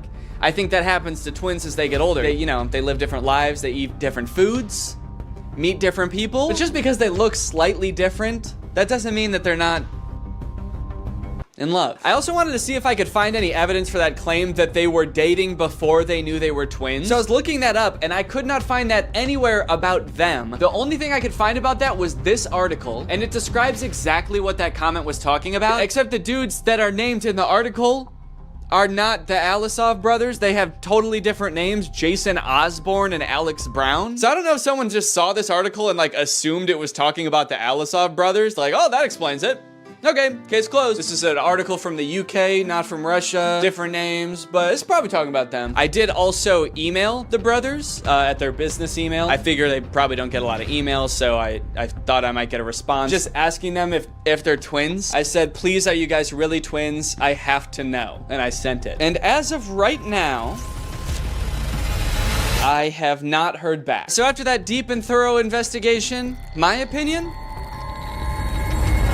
they're twins. They are, I do think that they're twins. Sure, they have small differences in their facial features, but like they look exactly the same. They're twins. But that is not a good thing. That's not a good thing. I'm not happy that I think that. But as I said, that's just my opinion. What do you guys think? Are they twins? Are they really in love? Let me know. This video has been sponsored by ExpressVPN, yes! Guys, there's lots of fun things to do on the internet. Playing games with your friends, sending emails to your friends, video chatting with your friends. But you know what's not fun? The fact that ISPs can see everything that you're doing when you're online, and they can even, legally, sell it to other companies. That is one reason to use ExpressVPN. ExpressVPN basically sends all of your data through a secure tunnel so that your internet service provider and online advertisers can't track what you're doing and sell it to people. I use ExpressVPN all the time. I've got it on my laptop and my desktop and my phone. But not only does ExpressVPN keep you safe when you're doing some of your favorite activities online, it also unlocks new activities, like more things to watch. For example, Donald Glover's masterpiece of a show, Atlanta, is not available on Netflix in the US, but it is available on Netflix in Brazil. So if you want to watch Atlanta on Netflix, you could do two things. You could move to Brazil, or you could just install ExpressVPN, change your server location to Brazil, and then you can watch it. You know, I mean, you can pick whichever one you want to do, but I think ExpressVPN would be easier. ExpressVPN's got the fastest speeds, they've got 24/7 customer support, and they're consistently ranked the #1 VPN by multiple sources, as you can clearly see here. So if you want to find out how you can get 3 months of ExpressVPN for free, then head on over to expressvpn.com/Danny Gonzalez. That's expressvpn.com/Danny Gonzalez. Thank you to ExpressVPN for sponsoring this video, and thank you to you guys for checking out ExpressVPN. Bye, thanks for watching. What's up, Greg, and welcome back to another episode of Please Stop Trying to Give Birth at Disneyland. Please. Did you guys know about this? I just found out this is a thing. Women are trying to give birth at Disneyland in order to get a free lifetime pass. Don't do that. As I'm sure you guys are aware, because Disney is such a huge company with so many adoring fans, and people love going to Disneyland, there are a ton of like urban legends and lore surrounding the Disney parks. You guys may have heard of some of the more outlandish ones, like there's one that like Walt Disney's head is like frozen and buried somewhere at Disneyland or something, or like it's like Buzz Lightyear's head on the Toy Story ride or something like that. But today I wanted to sort of dive into some of the urban legends surrounding the Disney parks. Mostly the strange things that Disney adults do at the Disney parks. Although some of these things are so weird that I hesitate to call these people Disney adults, some of these things are a little extreme. Kind of feel like I should call them something else. These people are like Disney extremists or something, I don't know. The first one, like I said, women flock to Disneyland to give birth and get a lifetime free ticket, which is such a bad idea on its face. Like, please give birth in a hospital, give birth where there are like medical professionals around and not like a chipmunk. And the worst part of it is obviously this perk is an urban myth and does not exist. This is not a real thing. Laboring women have shown up at Disneyland in the hope that their bub will be born there and get a lifetime free ticket. But guess what? That perk is an urban myth and does not exist. Important to note, this article is Australian. That's why they're calling the baby bub. They're talking about a baby there. They're not talking about like a bottle of champagne or something. I'm going to Disneyland and giving birth to that bubbly dude, which is also what I call having a fart. I just gave birth to a bubbly. As a veteran of the pregnancy game, I know for sure that the journey to motherhood, okay, that's a weird way to say I've given birth before, or just that I am a mom. As a veteran to the pregnancy game. So you have kids, right? Me? Yep, yeah, that's right. I've done 3 tours of pregnancy. I've seen shit you cannot imagine. The pain, the screaming. Yeah, I've heard childbirth can be pretty tough. The innocent lives lost. Oh. What? The airstrikes. So many civilian casualties. Are we still talking about giving birth? Yes. Laboring women are racing to Disneyland's gates in hopes that if their baby is born there, they will secure their child a lifetime pass. Okay, so the article goes on to describe that there are people that have given birth at Disneyland before, and people have tried to replicate it and give birth at Disneyland, and they've gotten caught, and it hasn't gone well. I do feel like the article is over-exaggerating, though, saying that laboring women are racing to Disneyland's gates. Like, pregnant women have, like, the baby already coming out and they're shoving it back in, like running into Disneyland. There's just like a crowd of angry mothers-to-be banging on the gates in front of Disneyland. Let us in! We must release our spawn! Like making a break to the Pirates of the Caribbean ride to do a water birth. I just feel like they're exaggerating a little bit. I don't know if I would characterize it quite like that. So you're probably wondering how this rumor started. Like, did Disney ever at one point give a lifetime pass to someone whose baby was born at Disneyland? Well, I will let this TikTok explain that. Today in Disney history, the very first Disneyland baby was born. Rosa Salcedo gave birth to a 6-pound, 10-ounce baby girl on a bench on Main Street, USA, right outside of the Plaza Inn. Can you imagine visiting Disneyland as a family of 2 and coming out as a family of 3? Yeah, I can actually. But not because I'm gonna give birth. I'm gonna kidnap Donald Duck. You're my child now, Donald. The perfect happy family of 3. Husband, wife, and my uncle Donald Duck, who I've been holding at gunpoint for the past 16 years. There have been 4 babies born at Disneyland, and all of them have been girls. But only one has their own Disneyland birth certificate. So that might not have sounded significant, but that's actually how the rumor started. The first baby that was born there, Teresa, got a birth certificate that was just like a Disney birth certificate that says like, this is the first baby to ever be born at Disneyland. And I guess like word got out that this baby got some kind of special certificate, and then people just started assuming like, oh, that's a lifetime pass. That baby got a lifetime pass. And from that moment on, has just been a rumor that if you give birth at Disneyland, your baby gets a lifetime free pass. So honestly, if you're like that big of a Disney fan and you do this, you don't even get a lifetime pass. You still have to pay to go to Disneyland. It's just your baby that gets in for free. And I kind of feel like babies get in for free to Disneyland anyway. Is that true? Children under the age of 3 get in free to all 4 theme parks and 2 water parks at Disney World. There you go. You want your kid to get in free to Disneyland? A better conspiracy would be just pretend they're 3 years old for their entire life. That shit could actually work. The article goes on to talk about a time where someone has tried to sneak in to give birth at Disneyland, and they hid in the bathroom while going into labor until I guess employees had to like assure her that her baby would not be getting a lifetime pass, and then she was like, oh, okay, fine, then I'll just go to the hospital. Once they assured her that she would not be receiving a lifetime passport, she came out and accepted the ambulance ride to Western Medical Center, where her baby was born shortly thereafter. I don't know about you guys,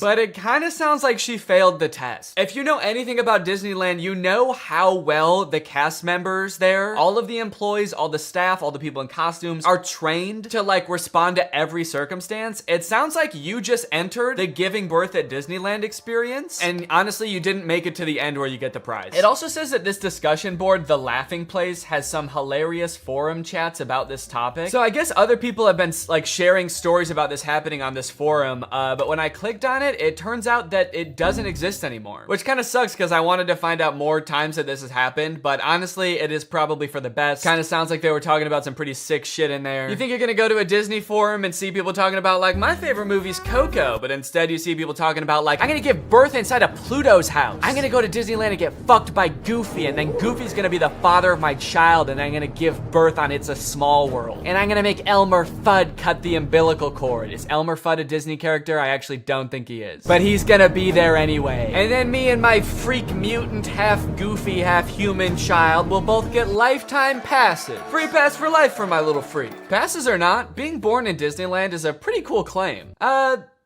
Yeah, I mean, I guess so. The way this is written, it kind of makes it sound like, so you might not get a free pass, but I don't know, it's worth a shot. You might want to do it anyway, just for shits. I've actually found a little bit of discussion about this on TikTok as well. Quick question, what's stopping me from giving birth in Disney World? Like in the Magic Kingdom, on a ride, in the Epcot ball? I think this TikTok in particular is a joke, but the comments under this TikTok are actually very interesting. I went into labor at Disney. They were not cool about it. And people like responded asking her to elaborate, and she goes on to detail her experience going into labor at Disney. And from her experience, it kind of sounds like the second anybody starts going into labor at Disney now because of this conspiracy, the entire staff immediately flips and like makes it their top priority to get you out of the park and like to a hospital to give birth. And I guess that sometimes they can be so rushed trying to get you out of the park that it comes off as rude, but obviously they're just like concerned for your health. They also don't want this rumor escalating of like people giving birth getting a free pass. And also it's just like people in sweaty mascot costumes trying to not deliver a baby because that's not their job. So sometimes I guess it comes off as rude. But the funny thing is, from this woman's entire explanation, it sounds like she didn't even know that this urban legend was a thing. So in her head, I guess she just like broke some unspoken rule at Disneyland that she had no idea about and made the entire staff of the happiest place on earth turn on her in an instant, which is so funny to me. Hello there, what can I get for you? Yeah, can I just get a medium root beer, please? Oh, great. Oh, great, another guy here to put his balls in the root beer.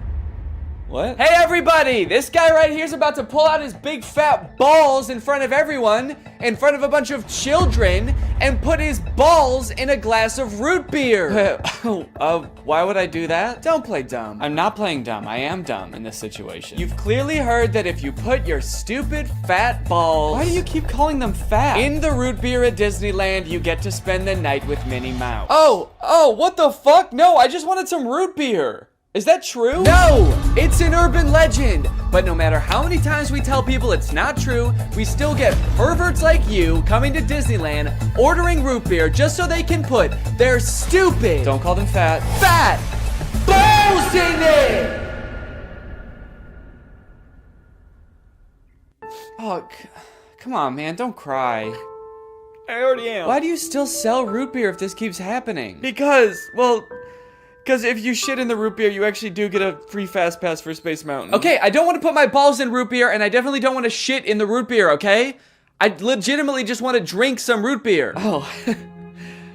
Sorry, my bad, man. I didn't know. Okay, well, that's literally what I asked for, so... Here you go. Ah, what the fuck is that? It's Walt Disney's head. You said the secret code, so here's his head. No, root beer. What? I wanted root beer. I wanted to drink root beer. So no head? No. Overall, pretty disappointing that anyone actually believed this in the first place. In what world would Disney want to foster an environment where mothers are coming into their park, their theme park, to try to give birth? Especially if they're not like billing it back to the person that gave birth and being like, okay, here's your hospital bill, and because it's Disney, it was $1 million.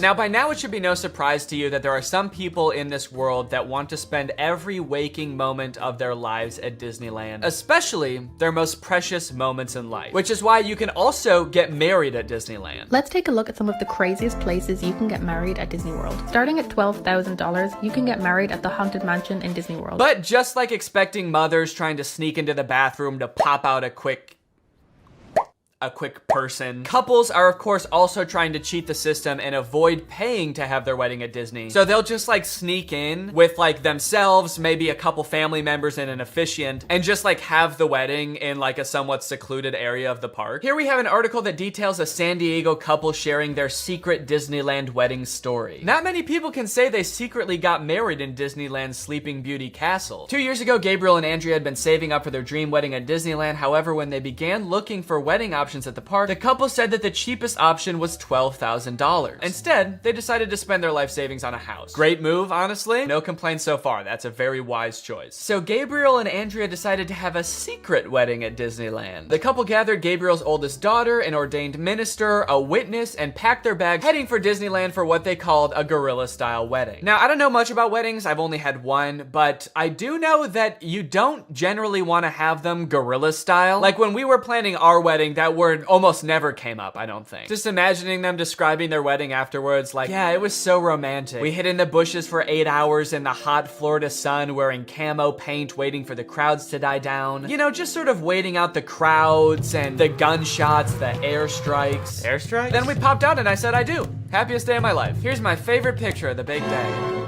Now buckle up, because this next urban legend is about to get nasty. Quite literally, this is disgusting. Like I said, the most devoted Disney fans would probably spend forever at Disney if they could, but maybe they can. For years and years, the Haunted Mansion has been the home to an endless supply of Disney myths and legends. But the attraction's most prevalent and persistent rumor is that guests regularly spread the remains of their friends and family inside the ride. This can't be true though, right? It is 100% true. Yes, that is right, and I don't want to bash anybody's final wishes. I know that that's a very personal thing, but spreading human remains in a public place that people are like walking around and touching? Please don't do that. Or you know what, I should say, you know, because I feel bad for people who are just trying to honor their dead relatives' wishes or whatever. If you're alive still and you're watching this video and that's gonna be in your will, please take it out. Don't make people do that on your behalf. Honestly, I am a little relieved that people are sticking to like spreading ashes at least, because there are a lot of different ways to dispose of a body. It was actually my grandpa's greatest wish to be laid to rest at Disney. Oh, that's sweet. You're gonna scatter his ashes around at the park? Not exactly.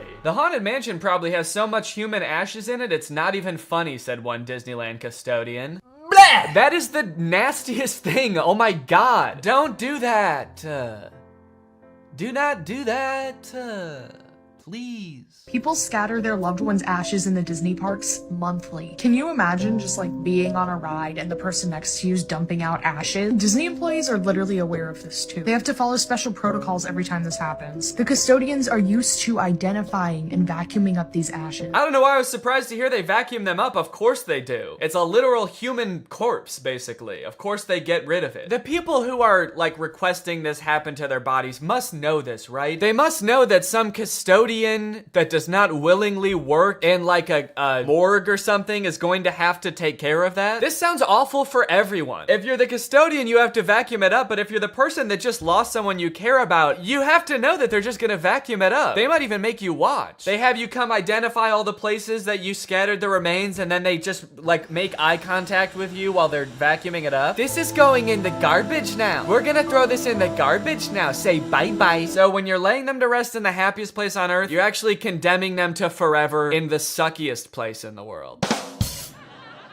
Yes, that is a very funny joke. And people will put them anywhere too. Like flower beds, bushes, the lawn at Magic Kingdom, outside the park gates. Outside the park gates? They'll put this shit anywhere too, you know, outside the park gates, on the highway on the way home, the McDonald's across the street, Universal Studios, shit anywhere. It doesn't really matter. I feel so bad for the employees that have to deal with this, honestly. That would be so scary. Honestly, even as a patron, you know, I honestly like going to Disneyland every once in a while. I think it's pretty fun. But next time I go, I am going to be terrified that I'm like touching human remains at all times. Especially now knowing that they put them everywhere. I'm gonna be eating a turkey leg and wondering like, is this actually some guy's leg? They're most frequently dispersed around the Haunted Mansion, which is kind of perfect if you ask me. Okay, this girl's actually a little bit too into it. But now this whole ashes thing, which is not really an urban legend, is actually true, has actually spawned urban legends out of it, as you can see here. Have you heard of the legend of the crying boy at the Haunted Mansion in Disneyland? The story goes a mother spread her son's ashes without permission from Disneyland, and you can see him crying as you're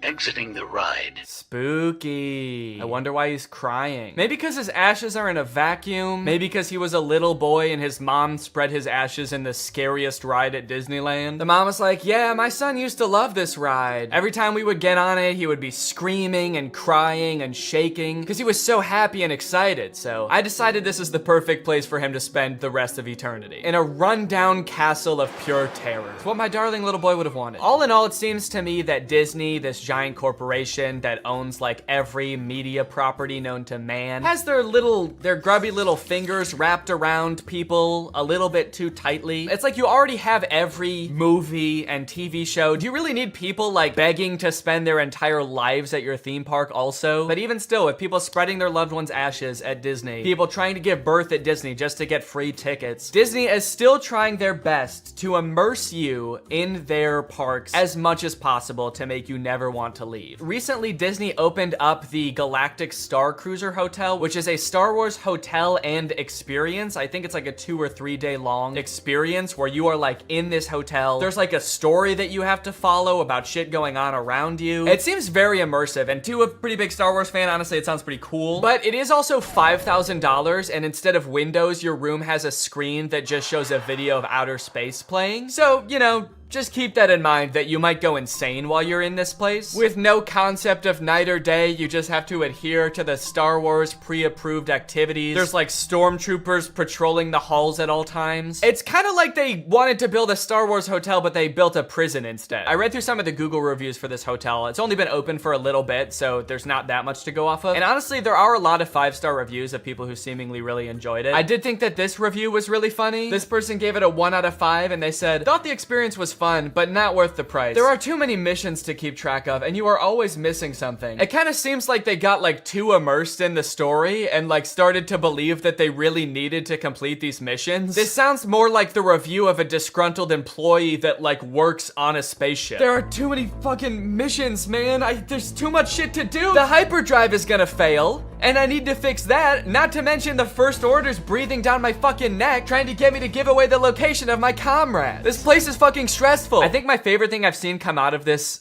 Star Wars hotel is this apparently now deleted ad for the experience that says strike unlikely alliances in your very own Star Wars story. Apparently when you come in, you can decide if you want to be like on the good side or the bad side. So this ad, holy shit, this place is metal, dude. This goes hard. It's crazy to me that you actually can choose to be on the side of like the evil intergalactic fascists, basically. You and your preteen daughter can don First Order uniforms and betray one of your favorite character's trusts, Chewbacca, giving away his location and leading the First Order directly to him, who will take him away to be tortured and then eventually executed. It might be a little too immersive. It might be. We're gonna start hearing people come back and you're gonna be like, how was your trip? You went to the Star Wars hotel, right? And they'll be like, the guilt over my actions will haunt me forever. But I did what I had to do. It was honestly fucking sick. I loved it. And honestly, like, if someone offered to bring me there for free, would I go? Yes, I probably would. Yeah, honestly, I would like to go 100%. I would like to go. And as if living in an intergalactic prison isn't life is curated by Disney. Oh gosh. I feel like we have so much chemistry together. Me too. This has been great. This date was a lot of fun. I really haven't connected with anyone like this in a long time. Fantastic.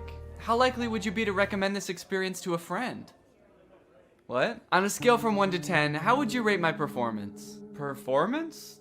I thought you were just like genuinely interested in me, like romantically. Oh, perfect. So a 10 then? I really opened up to you. And you opened up to me. That's all just part of the story living experience. It's Disney magic. So that whole story you told me about how sad you were that you had to release your pet into the wild because it had grown to be wild. That was the plot of The Fox and the Hound. What the fuck is wrong with you? Thank you for riding Disney's Love Connection. Please make sure you pick up all your belongings as you exit the ride. Are you an animatronic? Please do not try to fuck any of the animatronics. Are you on your all way out, and animatronic? have a lovely day here at Am I the only Disney's person that Florida. lives here? Anyway, that's the end of the video. It's time to talk about our sponsor. What's up? It's me, a hacker, and I'm so excited to steal your data because you don't have today's sponsor, ExpressVPN. You see, sending data over an unencrypted network is a lot like sending a postcard. There's no envelope to cover up your info and protect your sacred message. So any old creep with a little bit of basic computer knowledge and a little bit of free time can come along and check out all of your private information. I'm talking passwords, financial details, hell, emails. I'm gonna look at all of it. I'm doing it right now. Hey guys, I was just kidding. It's just me, Danny. I wasn't kidding about most of it actually. Just the part about me being a hacker, but the rest of it is true. Oh, there's not enough light on my face now. Can I just sort of illuminate my face with this? Luckily, today's sponsor, ExpressVPN, is here to help. Because ExpressVPN encrypts all of your network data with their best-in-class encryption. It would literally take a hacker using a supercomputer billions of years to crack this encryption. ExpressVPN has the fastest speeds out there. They've got 24/7 customer support, and ExpressVPN is extremely easy to use. You can fire it up and get connected with just one click. I've got ExpressVPN on every device that can have it, just to have a little bit of extra peace of mind when I'm out and about, especially on public Wi-Fi. So if you want to find out how you can get 3 months of ExpressVPN for free, then head on over to the link in the description. That's expressvpn.com/Danny Gonzalez. That's expressvpn.com/Danny Gonzalez. Thank you, ExpressVPN, so much for keeping us safe, but also sponsoring this video. Thank you to you guys for checking out ExpressVPN. When you click on the link, it really helps to support my channel, so thank you for that. All right, thank you guys for watching this video. I hope you enjoyed it. If you're new here and you're not subscribed yet, make sure you subscribe and turn on my notifications to join Greg. Greg is what I call my army here on YouTube. We are a ruthless army whose violence and terror knows no bounds. Please subscribe and turn on my notifications to join, and I will see you next time. Bye-bye. Hello, Greg. Well, guys, I've got some interesting content for you today, as usual. I found a very curious case that I would like your opinion on, but I don't want to give anything away just yet. I just want you to watch the first couple TikToks, and then I will sort of explain what's going on, okay? So this is the first TikTok I saw of this guy. His name is Dustin Tyler. It says, drink a bucket of bleach or date Selena Gomez again. Let's see what he says. So yeah, deeply personal thing to post on TikTok, I feel like. I didn't know who this guy is when I first saw this TikTok, so I was just very confused. I was like, did this guy date Selena Gomez? It says again. It's not just some guy speculating like, I probably wouldn't like dating Selena Gomez, so yeah, I'll take the bleach. So then he made another video responding to this comment. It says, is he making fun of Bryce Hall or, and I don't know what that's referring to. I don't know if Bryce Hall said that he liked Selena Gomez or dated her or something, but this just provides a little more insight into the relationship that this guy had with Selena Gomez. Nah, I'm not making fun of Bryce Hall. Him and I are nothing alike. See, he has to make stories up that he was with Selena Gomez. Me, I actually was. And then I friend-zoned her, and then I broke her little heart. Again, a very mean tone to the video, condescending to this person who is just genuinely asking a question, but gives a lot of insight into his alleged relationship with Selena Gomez. And then I friend-zoned her, and then I broke her little heart. I am curious about the details of the story though, because just the order of events is kind of weird to me, the way he laid it out. He says, I was with Selena Gomez, and then I friend-zoned her, and then I broke her little heart. He says that things happened in that order. Usually, you don't start dating someone and then friend-zone them. Usually when guys talk about getting friend-zoned, it's like they're talking to this girl, and then she reveals that she sees them as more like friends. This guy's saying, we were dating. They could have been dating for like 3 years, and then he turns to her and he's like, you know, I really see you like a sister. The best sister I ever had. So he says he dated her and then friend-zoned her and then broke her heart. So he like friend-zoned her, broke things off with her, and then he broke her heart. What did he do? I dated her, I friend-zoned her, and then I killed her hamster. Just straight up stepped on it. This was years later, by the way. Anyway, by now you're probably wondering, who the hell is this guy? Is this Justin Bieber? Because I know they dated. That's what I thought at first. I thought, is this what Justin Bieber looks like now? But no, this guy's name is Dustin Tyler. And I scrolled through his page to try to figure out who this guy is, and here's what I came up with. It's coming soon, but just like Oklahoma, mine is coming sooner. I'm just a late bloomer. Okay, so I didn't know who this guy was at first, but luckily there's a logo in the corner that says Victorious. Apparently this guy was a character on Victorious. At first I did think this was Andy Samberg from 2006, but he was a character, let's see, Victorious puppet guy. He was this guy. Robbie Shapiro is one of Tori's friends at Hollywood Arts, and he's got a few videos where he does sort of a glow up. He's like, this is what I used to look like back when I was on Victorious, and this is what I look like now. Don't I look so different? And then I was like, okay, this makes sense now. So this guy used to be on like an old Nickelodeon show, and so he was probably in with the Nick kids and the Disney kids, and so that's how he knew Selena Gomez, and that's how they dated, right? It all makes sense. However, after reading the comments on these TikToks, I came to discover that this guy, this man, is not the guy from Victorious. These are two different people. He's just straight up lying about everything. He's not that guy. He didn't date Selena Gomez. His page is full of lies. And to be honest, he's not lying very well, mind you, because the actual guy from Victorious, his name is Matt Bennett, and he has a TikTok account. And if you wanted to pretend to be him, you could at least make your name on TikTok Matt Bennett. I think that would make people believe you a lot more if you really wanted to trick people. But he didn't. He just he just kept his real name. Dustin Tyler. That's me. Please don't Google my name. So this dude's whole thing, apparently, is just like making shit up on TikTok and then hoping it goes viral because people are kind of like, whoa, you used to be the guy from Victorious? Or whoa, you used to date Selena Gomez? And now you'd rather kill yourself than date her again? That's crazy. It's also funny now that he says that he friend-zoned Selena Gomez, because that would imply that, like, they are now friends, you know? And this is a pretty fucked up thing to say about your friend. Date Selena Gomez again, dude? Oh, that's, disgusting, dude. That fucking, I hate that girl. I hate her. I would not touch her with a 10-foot pole. She's crazy. And she's my best friend. But again, it turns out that he did not friend-zone her at all. Maybe he stranger-zoned her. He friend-zoned her so hard that they don't even know each other. And never did. This is kind of interesting to me because this is sort of playing off an existing trend on TikTok where people will post like that they have some sort of past or current relationship with a celebrity, like my uncle is Tom Cruise, or like my grandma is Sandra Bullock. And like TikToks like these will go viral because people are just like weirdly obsessed with stuff like that. The comments are always like, holy shit, I didn't know Tom Cruise had a family. I'm not really sure why people are so surprised about it. I understand just being like, yeah, I never really thought about like what Tom Cruise's cousin would be like before. But then again, why would you, you know? Like, I can't imagine why you'd ever be in like a Mission Impossible movie wondering like, I wonder who the guy who plays this character's cousin is.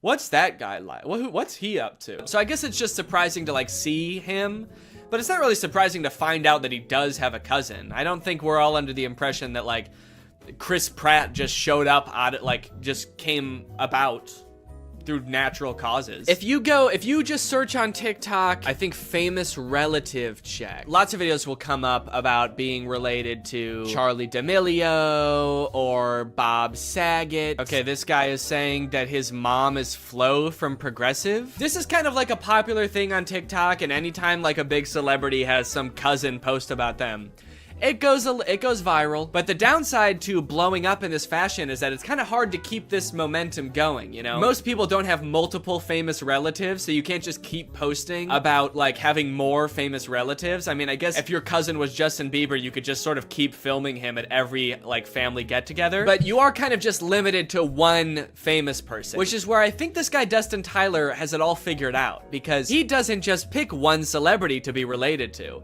He'll lie about being related to anybody in a multitude of ways. Now,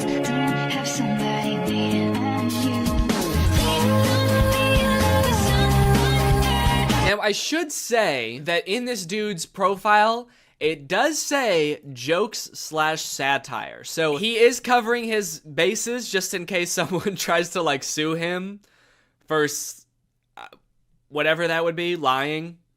Being weird. In case anybody tries to sue me for being a little bit strange, it's all jokes. Also, all of his TikToks about like dating famous women are about him friend zoning them. Or like him like dating them and being like, yeah, I dated like the most famous woman in the world. It was trash. Low-key, I'm a little bit out of her league. I mean, look at me, dude. I've got tattoos, and I live in a hallway. And he kind of tries to disguise it as sort of like self-deprecating, like, oh, what an idiot I am. I dated the most famous pop star in the world, and I was too good for her, and I broke her heart, ripped it to smithereens, and now I kind of regret it. Dope, I'm so stupid. Oopsie. And this is all of his content. Then like his whole friend group must just be famous pop stars, right? If he's friend zoning all of these girls and they're just his friends now. Maybe this is the only way he knows how to make friends. Put your back into it, tell us why, show us how. Look at where you came from, look at you now. The caption for that one is, this is what I looked like when I friend-zoned Ariana Grande. Okay, that one's not even trying to disguise it as like a self-deprecating joke. That one's just like, look at how ugly I was when I friend-zoned a literal pop music icon. And now look at how hot I am. I can't decide how I feel about this, because on one hand it's kind of creepy, but it also is kind of funny that he's just like pretending to be dating all of these famous people. I will say, very disrespectful to the guy from Victorious. The fact that he's using this guy's picture to be like his past ugly self and being like, but now don't worry guys, now I'm hot. I don't look like that ugly ass dweeb anymore. And he's like showing a picture that's not even him, it's some other guy. And he's also kind of like lying about things that guy did too now. He just starts assigning all of this horrible shit to this guy that's not even him. Yeah, this is what I looked like back when I robbed that bank. Can you believe this is what I looked like back then? Damn, that was the same year I blew up that hospital too. Shit, I've really changed since then.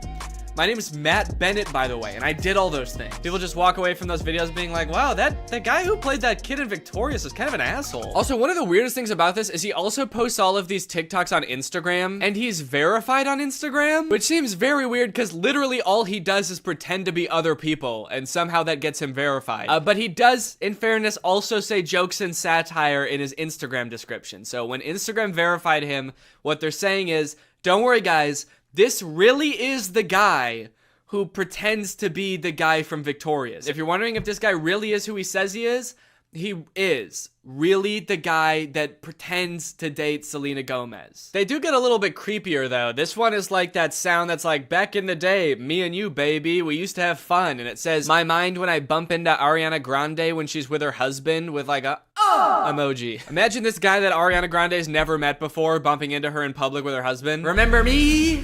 It's like, I've never seen you before in my life. Oh, the fun we used to have. If he keeps making TikToks like these are only going to get progressively more and more creepy the more like life changes Ariana Grande goes through. The next one's like me following Ariana Grande's daughter home from elementary school to tell her about all the good times me and her mom had. Me in court while Ariana Grande's trying to file a restraining order against me. And if you wonder if I hate you, I Imagine Ariana Grande's husband, like, just randomly stumbling across this TikTok. What the fuck? I don't even know this guy. Imagine if he sees all the other TikToks and, like, believes them, because he doesn't know. Babe, who is this guy? And she's like, I have no idea. And he's like, bullshit. You're just saying that. You're lying to me. This guy friend-zoned you. And now he hates me. And she's like, no, I literally have no idea who that guy is. He's lying. You obviously do know him. He was on Victorious. That guy was not on Victorious. You are so full of shit. He's verified on Instagram, babe. Okay, that one just throws off the whole thing. I thought he wanted Ariana Grande back. And all the other TikToks, he's like, damn, I wish I never friend-zoned her. And now he's saying I would never date her again? How do you reconcile those two? Oh, I wish I didn't friend-zone Ariana Grande. I wish I killed her. These are getting a little creepy, kind of like bringing her husband into it. There's one comment under this TikTok that says, you're using her name a little too much, I think. And he commented under it, I'm obsessed with her. I'm not using her name too much. I'm obsessed with her. I think I'm using it an appropriate amount. How am I supposed to stop using her name if I can't stop thinking about her?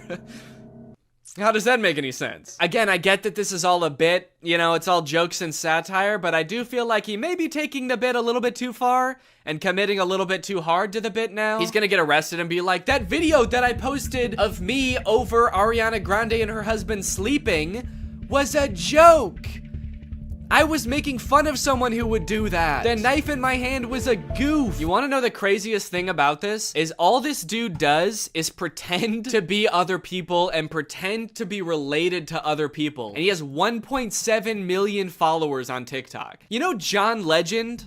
Like an actual famous person just started a TikTok. You know how many followers he has? He's got 1.6 million followers. He's got less followers than someone pretending to be related to somebody famous. Dustin Tyler has 4 times as many followers as the actual guy from Victorious. Matt Bennett has 400,000 followers, and a guy pretending to be him has 4 times more. It's like, how do you get more followers by making TikToks about being like related to somebody than you do by being that guy? He hasn't just pretended to date celebrities, he also has pretended to be Keanu Reeves' son. People, tomorrow morning, 10 a.m., Santa's coming to town. And a lot of them have this kind of theme where like people and like potential girlfriends only like him because he's Keanu Reeves' son. And I just think it's kind of funny that in this fictional world where he can make up anything, he picks such a sad reality for himself. He picks these worlds where like he turned away the love of his life, Ariana Grande, and now he's bitter and he despises her husband. And he picks this world where Keanu Reeves is his dad, but like he can't really be sure if anyone actually likes him for him because everyone's just so obsessed with Keanu Reeves. He's turning his life into a tragedy.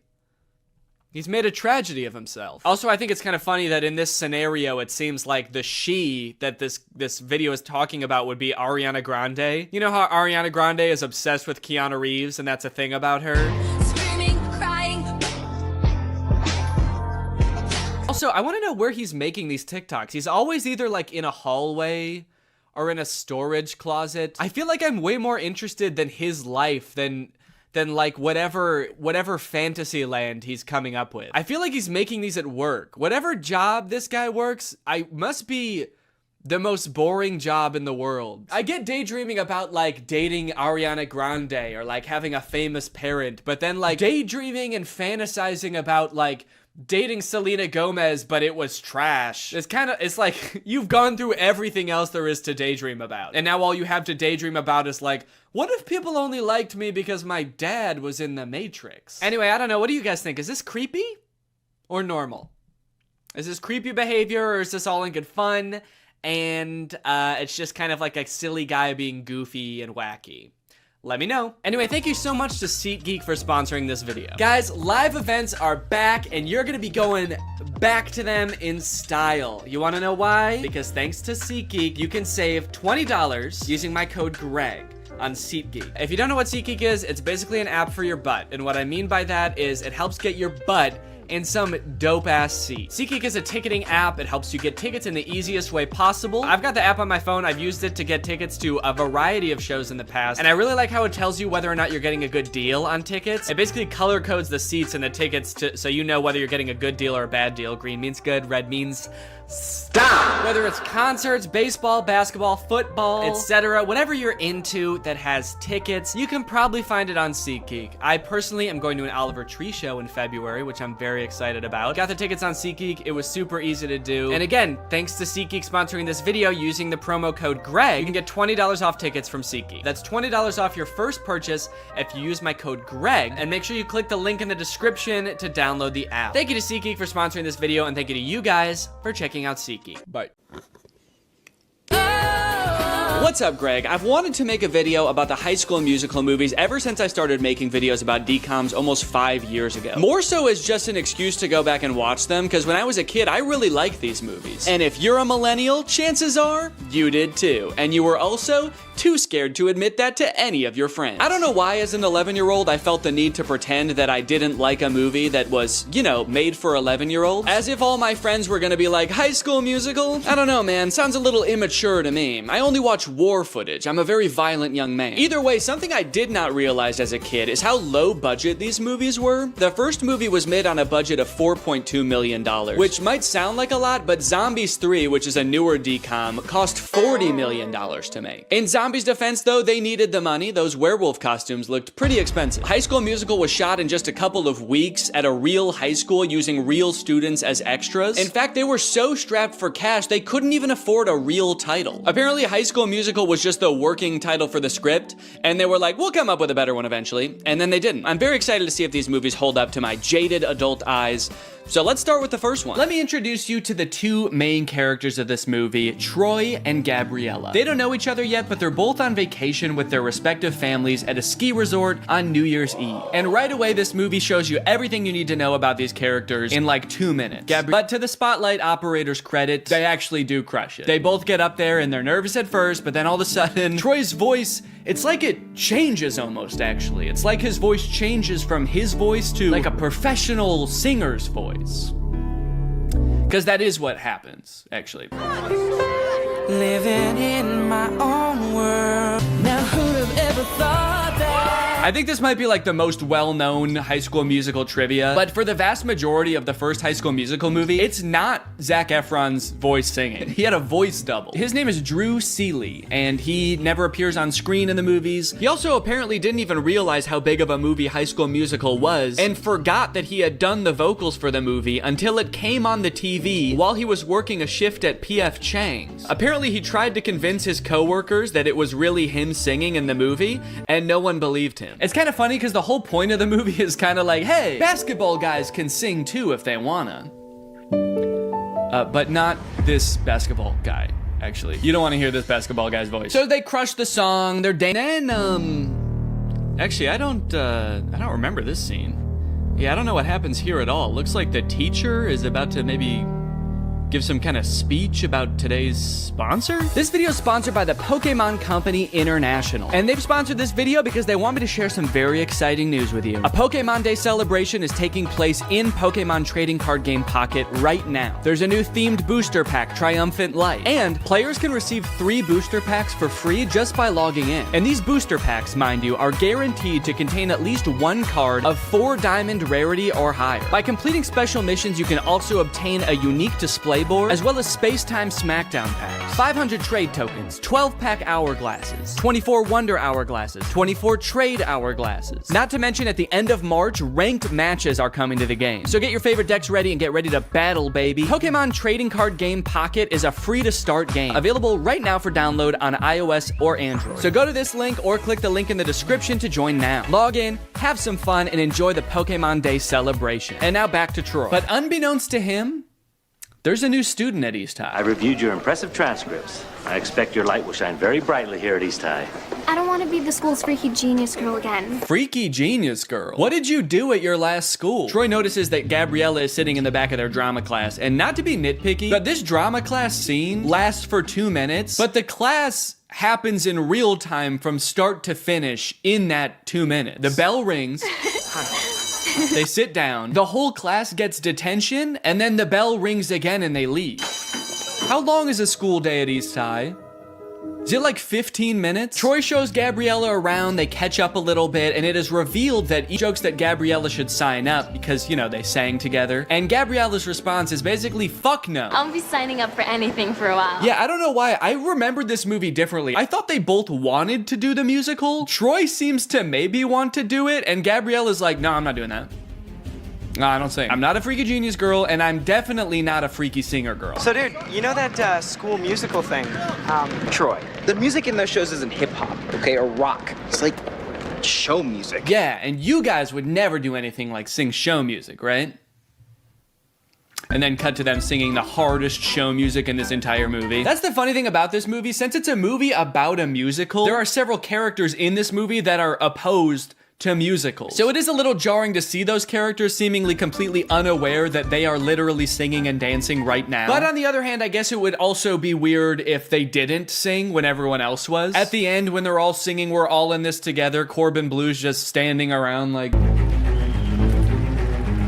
this is lame. There's 2 parts in the song though where Troy like stops rapping to sing from the heart about how he wants to do the musical. She makes this feel so right. Should I go for it? What do you mean she makes this feel so right? And should I go for it? Gabriella doesn't want to do the musical. It was your idea, and she said no. Don't drag her into this. This girl's making me crazy. No, you're crazy. You already were, and then you met a girl. That's what happened. Also, Zac Efron is 5'8", and presumably so is everybody else on this basketball team, because they're all like the same height, so how good exactly are they at basketball? Okay, now you got Sharpay, who's played by Ashley Tisdale. She's like the head of the theater department at school. She's the theater kid. And her brother Ryan is the theater kid in boy form. They are getting a little bit worried that Troy and Gabriella might audition for the musical. Again, Gabriella has showed zero interest in doing the musical. So they decide to do a little bit of research on Gabriella. So they search, gone!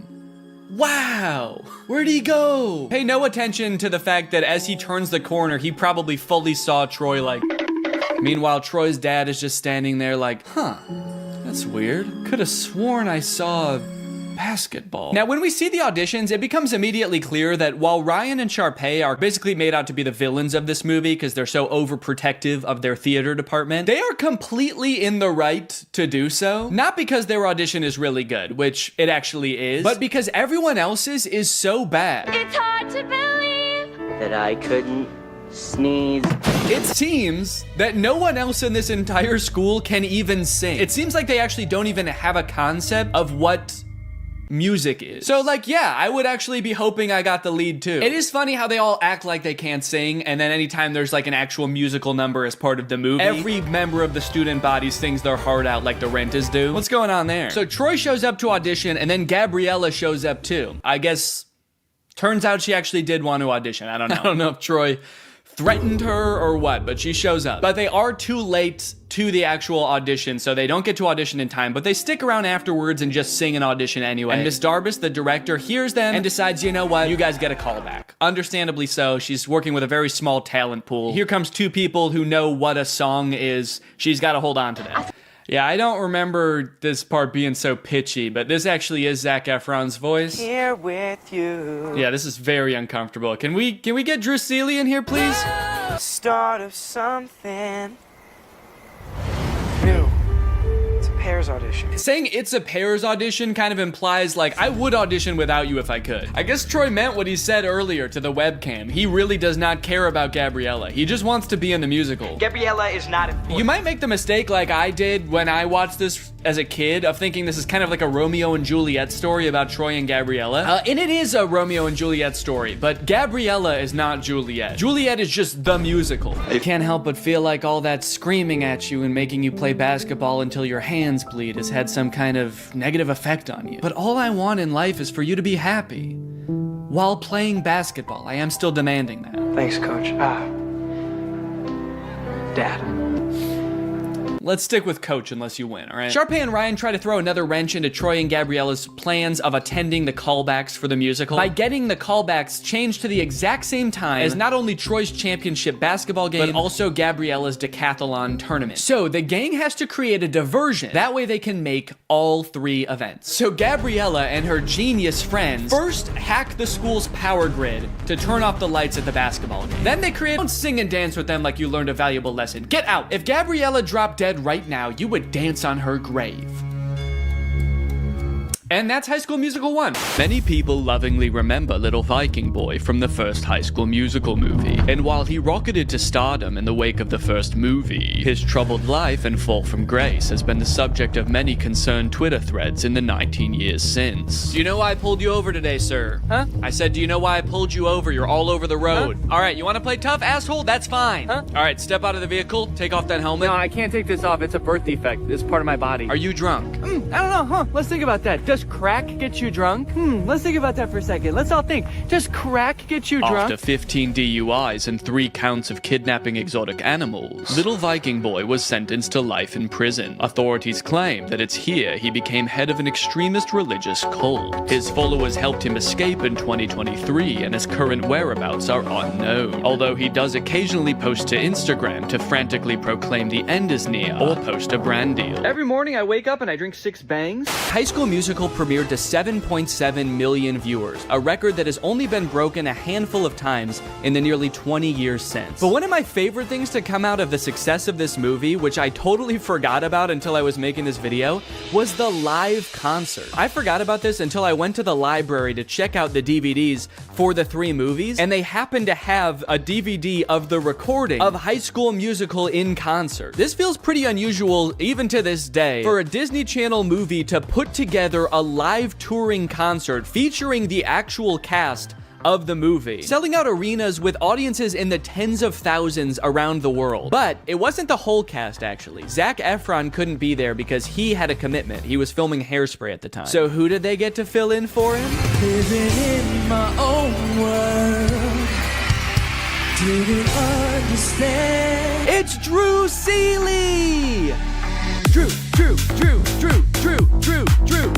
Seeley! I'm sure they advertised the fact that Zach wasn't going to be there and Drew would be in his place, but I have to imagine every concert, there were like 1 or 2 kids that were like, what the fuck?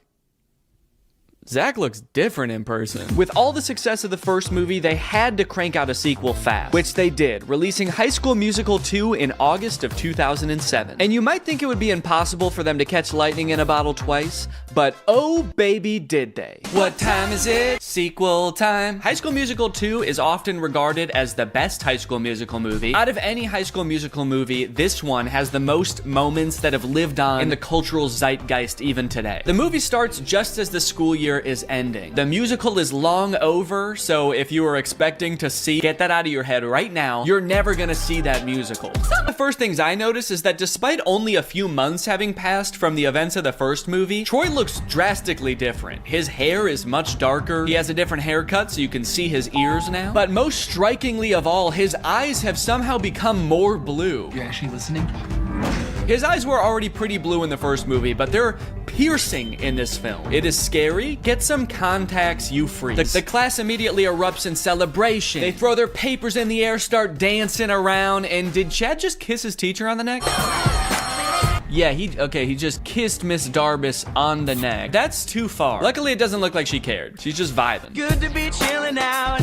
We finally get to hear Zac Efron actually sing in this song, and I hate to admit it, but he sounds pretty good. I'm sorry, Drew. Your services are no longer needed. Why does he do that? Now, the trouble in this movie begins because Troy wants to make some extra cash this summer. His parents are making him pay for college, despite them clearly being very wealthy, taking vacations at ski resorts, and living in a literal mansion. But I gotta get hired first. Me too. I'm saving up for a car, so I can take that little hottie on a proper date. You can't see it, but he's actually not talking about that girl in his grade. Miss Darbus is just standing right outside of frame. Post-workout scene has a lot of gems, like Mr. Bolton's insanely long shorts. Dude is criminally insecure about his knees. Also, Troy about to drink from an entire gallon of milk from the fridge. And then he gets a phone call revealing that his ringtone is "Get Your Head in the Game." Uh-oh. Uh-oh. Is that a real song in this universe? So in the first movie, it seemed like Sharpay might have had a little crush on Troy, but in this movie, she's got a big crush on Troy. She's like, he's the most popular guy in school, and I think I'm the most popular girl in school. It's a match made in heaven. So she pulls some strings at her family's country club to get Troy a summer job there. The only catch is Troy requests to get like the entire school hired, and somehow that works. So Troy shows up, a girl who loves to hip hop dance got a job there. You got Vanessa Hudgens' stunt double working there. Mrs. Montez, it would seem your lunch break does not start for 3.5 minutes. In order to keep the conflict of this movie moving along, they have to make it seem like their job, because they are just kids, so some of the insane demands that their job is asking of them is just like, hey, can you show up to work on time and make sure you clock out at the end of your shift? And the entire student body of East High is like, we're in prison! They're not gonna pay us until we provide a service? What kind of dystopian universe is this? Mr. Fulton is 100% correct to be strict, by the way. Several times throughout this movie, he catches them doing things they're very clearly not supposed to be doing. Like, if I was a basketball recruiter and I saw that championship game, I would be more concerned and then come back and win the game like nothing happened. And then also how they all sang a song after that. That's what I would be concerned about. But yeah, I'm sure he played well too. You know, between the two of us here, we pull a little weight over at the school.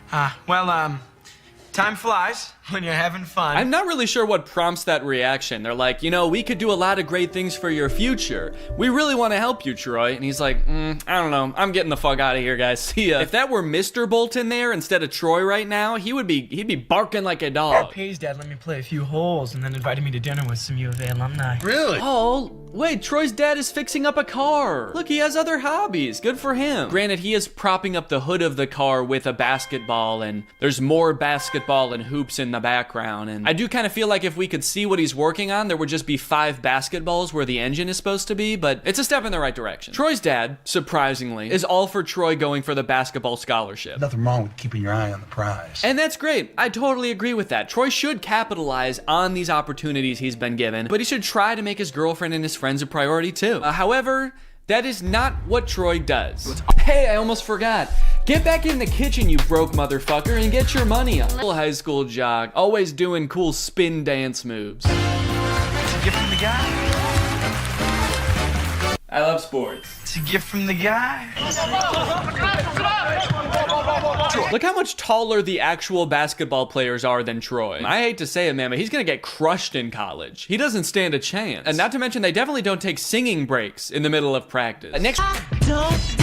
This song is great, but tell me why at the end of the song, Ryan and Chad are wearing each other's clothes. Because they don't ever address that. It's such a confusing part of the movie. Why did they change clothes? When did they get naked? So I was confused about this, so I actually went looking and I found an article where the 2 actors explained what happened. The outfit swap was actually suggested by director Kenny Ortega. Quote, he had the on-the-fly idea at the last minute, Blue said. We had already done 1 take of that scene and he did the usual thinking gesture and said, switch outfits. Bro was cooking.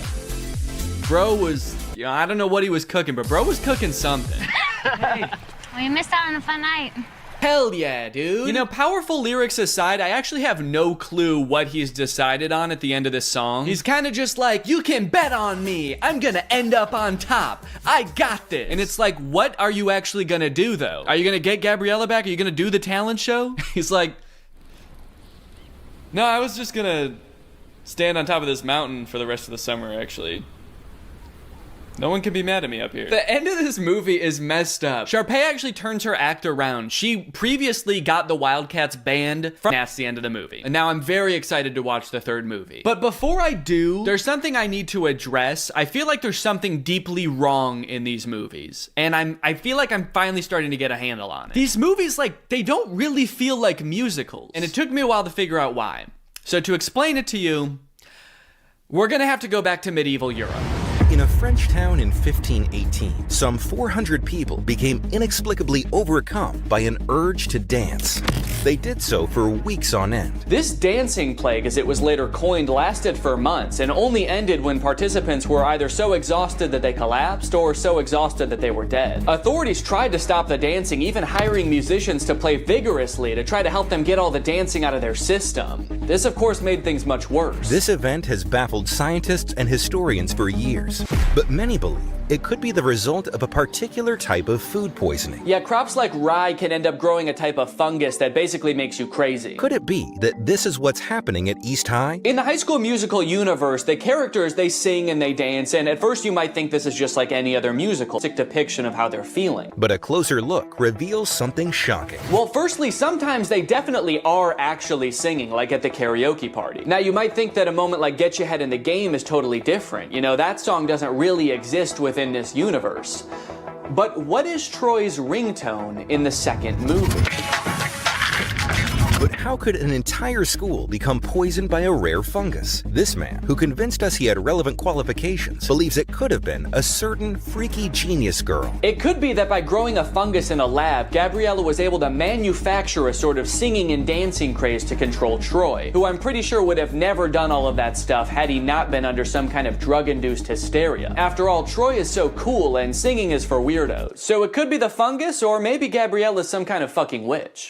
The High School Musical bonus soundtrack. You love High School Musical hits like Get Your Head in the Game. Well, now's your chance to own the extended soundtrack, like Coach Bolton's Crisis. What's up, guys? I'm 16. I'm the new player on the basketball team. I'm really excited to play. Yeah, Mr. Bolton, we know it's you. And Gabriella's on the news. A little boy drowned in the pool. Oh no. A little boy drowned in the pool. No. Where was the lifeguard? Having a picnic. And a preview of the finale song from High School Musical 3. We're all friends together with each other. We're all together at the end again, and we're friends. We're still friends. And classmates. We go to school together. We learned a lesson, and now we're gonna switch clothes. Gift from the guy. High School Musical 2 broke the premiere record that the first High School Musical had just set. Instead of 7 million viewers, this one had 17 million viewers. So of course, they had to make a third one. High School Musical 3, Senior Year. The only one in the franchise with a subtitle. Now, outside of the fact that they're all seniors in this movie, which I can tell by the title of the film, I actually know next to nothing about this one. I've never seen it. Yeah, I know I made it sound like I was a really big High School Musical fan, but by the time the third one came out, I was 14. And unlike the first two, this one came out in theaters. And as a freshman in high school, I was much too embarrassed to ask my friends if they would go see a High School Musical movie in theaters with me. So I decided it would be way less embarrassing if I waited until I was 30 years old to watch it for the first time in front of millions of people. And we're back at East High, baby. Zach's playing basketball. There's a dog in the crowd. Is this an Air Bud crossover? Zach's like, oh, my head's just not in the game tonight. Can we get in the sub? This gold lab comes in and just slam dunks it a couple times. The movie opens on the Wildcats with their backs against the wall. It's the championship game. They're behind, and there's only 16 minutes left. Whoa, Mr. Bolton rocking a middle part. That's new. Mr. Bolton gives a speech about how there's only 16 minutes left. There's 16 minutes left. And then they sing a song about how there's only 16 minutes left. Ooh, a song about there being 16 minutes left in a game. We're getting very specific with these songs. I think they're starting to run out of ideas. This is the last time to make Dad proud. If I don't, then he never will be. Hell yeah, he won the championship game. Again. I'm noticing right away that this movie is like much higher production value than the other two. I'm curious to see the budget on this bad boy, because this movie looks like they actually like lit it. The other two just kind of look like they set up cameras and started filming, but there's lights in this one. So now they're having like the biggest high school rager ever, and they expect us to believe that they're not insanely rich. I'm pretty sure this is in Troy's backyard. Hey Troy, great house, bro. Your room is way cool. Oh, thanks, man. Yeah. You were in my room? Whoa, yeah, I just took a picture. Yeah, just took a picture of your room, man. He's a secret agent for the IRS. He's like, how did your family get so rich? Oh, another top secret hiding place. You're the second girl I've ever had up here. Yeah, it is top secret. I couldn't even see it up there. Just looks like a regular tree to me. It's here we find out that while Troy is a shoo-in for the basketball team at U of A, Gabriella's already been accepted to Stanford. I sense a conflict in the movie. Troy's going to University of Albuquerque to play basketball, and Gabriella is going to learn how to create the singularity at Stanford. So they sing a song about cherishing the present moment. Did they like challenge themselves to make a song with no dancing in this one? They're like, what if we just sat for a whole song? Oop, now he's up. Oh, that was it. That was the whole dance. Nah, it doesn't work with this song. Juilliard is considering 4 of you for 1 available scholarship. Sharpay Evans, Mr. Ryan Evans, Miss Kelsey Nielsen, and lastly, Mr. Troy Bolton. What? Julie. Since when does that guy have a evil cackle? I mean, I was surprised too, but that guy threw his head back and squealed. Did he submit his name to Juilliard as some kind of evil plan to get him killed? They're trying to come up with some ideas for the spring musical, which I'm just now realizing they write every year. Like, they don't do a pre-existing musical. They write their own musical every year. All of you will create it. That's why in the first movie they call Kelsey the composer. She literally writes the musical. Isn't that crazy? But to get some ideas, Miss Darbus asks the seniors about their future. Your future. It's easy. It's U of A. Hoops all the way. Yeah. Miss McKessie. Is University of Albuquerque like a really good school for basketball? I feel like I've never heard of them before. All the basketball players are like, we gotta get to U of A, man. It seems like that's just like the closest college that has a basketball team. Meanwhile, Gabriella's going to Stanford, Sharpay's going to Juilliard, and they're like, I don't know, we can go play basketball down the street. For the record, the reason I've never heard of the University of Albuquerque is because it's a Catholic liberal arts school that actually closed in 1986. So I guess these characters live in some sort of alternate dimension where it stayed open and went on to become a basketball powerhouse. Mr. Bolton. Mr. Bolton. Yeah, All of a sudden, he doesn't know if he wants to go to Juilliard or U of A. See, he really never did care about Gabriella. He just wants to sing. Somebody just let this kid sing. Just tell him it's okay. Imagine having everything. Jeez, that song started so abruptly. No intro, no build up. It's kind of scary. Oh, this is a look into some kind of strange alternate future where Troy chose neither basketball or Juilliard and became a stalker. I want that to be how this movie ends. Troy choosing between 2 incredible futures, and instead he just throws his life away. It's like, I can't decide. I don't fucking know. Ms. D said that there's only 1 scholarship. There's 2 of us. Wait, they're doing this to compete for a scholarship? Not even just a place at Juilliard? If I know anything about these two, it's that they can both afford to go to Juilliard. Why do they need to take the scholarship away from somebody else? Which one do you think I should wear? Well, I've never been asked to a prom, but this almost sounds like an invitation. Did she say she's never been asked to prom?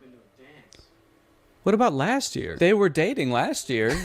Troy didn't want to go to prom with her. His dad was probably making him run basketball drills. The only place you're going, Troy, is downtown with the ball. Make sure you bring the ball. Time for another song about how much Troy and Gabriella love each other. There's already like 2 very sentimental songs between these two. They are really setting us up for heartbreak, I feel. And also just spending like an unnecessary amount of time being like, these two are in love, okay? Don't forget that they're in love. That way, when whatever happens, we're gonna all be sad, all right? So that way, when Troy picks U of A and Gabriella gets hit by a bus, it's gonna be sad. I think they're gonna end up going to the same college. They couldn't possibly end this entire series by being like, they didn't actually like each other that much. They're just gonna call it quits. Where's our clothes? Yo, Rocket Man. Why do I feel like they're about to haze these kids? You know, we weren't just given these lockers. We had to earn them. Right. Oh, they're definitely about to haze these kids. Now drink this entire bottle of Absolute. That'd be a crazy twist in this movie. Just a little hazing. Troy is not better than doing some hazing. Oh, I thought I heard you. I was just making some snacks inside. Are you guys hungry? Only if it's your brownies. I've had them. Bring those out here. Could you take me after school to check out that tuxedo? Tuxedo? For what? For prom. Oh, honey. If that's what you call an invitation, you'll be dancing with yourself. He's like, okay. I wasn't inviting you. I'm gonna ask Miss Darbus. Then comes a song about getting ready for prom featuring, I think, the funniest moment in any of these movies. I think this tux is too baggy, too tight, it makes me look weird. Yeah, this movie's kind of funny, man. Makes me look weird. Do I want classic or vintage or plaid? I like that they're like, should I wear plaid or ruffles or a really old suit? And it's like, no, you should wear, just go to Men's Warehouse and ask for a prom tuxedo. Should I wear the ugliest thing that you've ever seen? No, just go. Just tell them you're going to prom and they'll just give you the most generic tux you've ever seen. Can't wait to remember. This reminds me of when I was a senior in high school and I was getting ready to go for prom, and I sang this song called It's Gonna Be the Night to Remember, and me and all my boys got dressed up in weird suits and danced around on the stage. This is kind of just like that, actually. Let's dance! Am I crazy, or is there like actually too much music in this movie? I feel like the plot is kind of moving at a snail's pace because every 2 minutes there's a song and it's like, here's what's going on right now. We're thinking about going to prom. We're Troy and Gabriella. We like each other. Also, the stakes feel very low right now. What am I supposed to be worried about right now? Troy is like, I don't know what college I want to go to. And Gabriella's like, I also have choices to make. I still have decisions to make too. And she has not elaborated. And so I don't know what I'm supposed to be worried about. Now they're at some kind of junkyard. Just hanging out at a junkyard as if we've always known that this is what they do. You see what happens when you do a show? You're like 5 people. Yeah, but what's so bad about that, man? We used to come here as kids, we'd be 10 people. Yeah, I remember that, because they used to talk about that in all the other movies, how they used to come to the junkyard. Take it back to the place where you know it all began. Finally, the boys are back at the junkyard. So that we had a song establishing that Troy and Gabriella are in love. Now we have a song establishing that Troy and Chad are friends. This kind of reminds me of senior year in high school when I danced around in the junkyard with my best friend, and we sang a song about how the boys are back. It's weirdly similar, actually. Oh. Whoa! The junk men who live in the junkyard are here. What's going on? What if Troy and Chad turn around and see them, and they're like, whoa, what the fuck, who are you? Maybe I'll just stay here next year. Stay in Albuquerque? That makes no sense. And why do I always have to make sense? Why do I always have to make sense? Why can't sometimes I just say, What are you gonna tell me about this Juilliard? The only dad to ever be pissed off that his son is getting considered for a scholarship at one of the most prestigious colleges in the country. Hey, Troy, come on. Ah, damn, he's too fast. Get back here. The director for that scene was like, okay, how could you guys like run away but also walk away at the same time? Oh no, he's going crazy again. Painful basketball time to scream and shoot some hoops. I like that little pouty dance up the stairs. Okay, Troy, for this one you're a pouty toddler. Now you're a crab.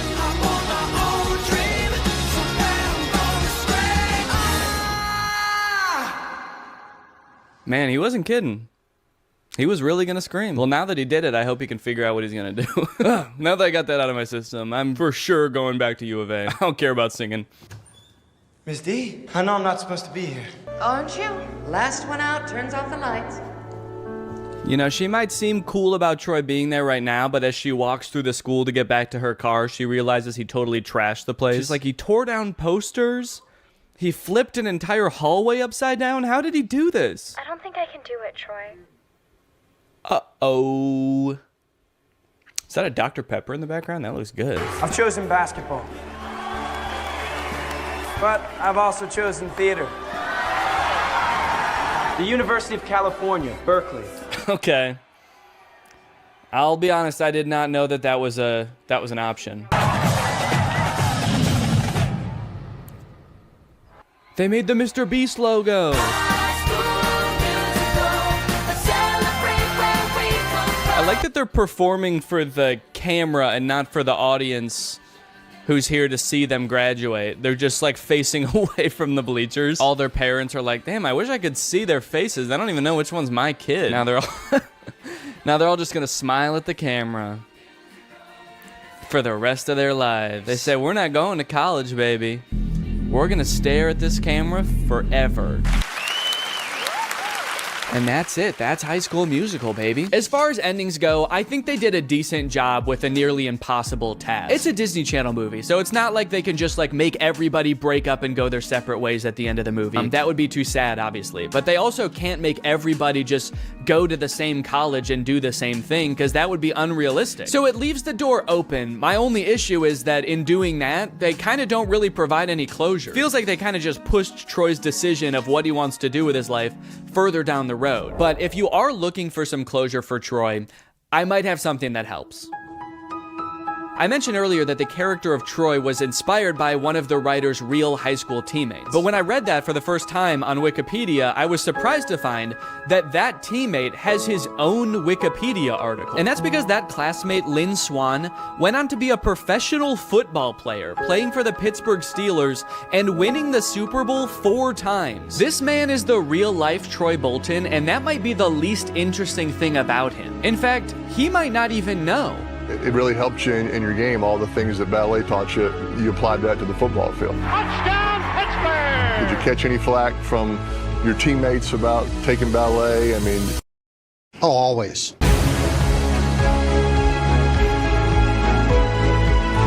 a gift from the guys. But I'll always remember a Hall of Famer who rose to the occasion each time. A plie-making playmaker. But you're a playmaker. Did you ever think maybe I could be both? Who could defy gravity.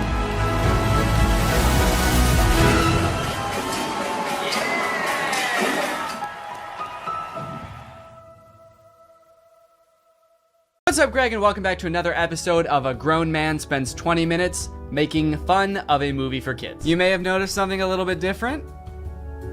There's a microphone in the frame. I got a new stand for my microphone, and apparently the only way I can get it like close enough to me is by having it slightly in frame. So I hope this isn't super distracting. This would be kind of a crazy way for like one of those faceless YouTubers to film videos. What's up, guys? So today we're going to be talking about Zapped. And after watching this movie, I'm starting to think that the writers of Disney Channel original movies are not capable of writing a movie that's not about a teenager trying to control the opposite sex and mold them and craft them to their liking. You got Pixel Perfect, a movie about creating like the perfect girl pop star, How to Build a Better Boy, pretty self-explanatory in the title on that one. And then you got this movie Zapped, which is about Zendaya discovering that her dog training app can actually train boys to obey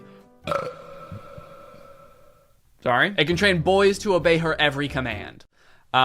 It's not actually Zendaya. She's not playing herself. It's Zendaya's playing a character named Zoe. I think that's probably pretty clear, but I just wanted to clear that up. This movie is full of dark magic. I'm convinced of it. There's something deeply sinister going on in this movie. I don't know what it is, but I'm gonna figure it out. Let's go ahead and watch it. The movie starts out with Zendaya's character Zoe giving a maid of honor speech at her mom's wedding. She's marrying this new guy, so her family is about to be merged with his family. So it's Zendaya and her mom, and then this man and his 3 sons. So it's like a family of women mixing with a family of men, which makes a lot of sense because, as we know, women give birth to girls and men give birth to boys. First off, I just want to say how happy I am that my mom has finally found love again. She is the most giving person I know. Her speech starts off sweet, but then she immediately just starts like kind of complaining about having to live with 4 new guys because they're stinky. 4 guys and their mysterious odors that they always blame on the dog. Yeah, she sort of takes the opportunity to complain and just make her mom, I guess, like feel bad for marrying a guy.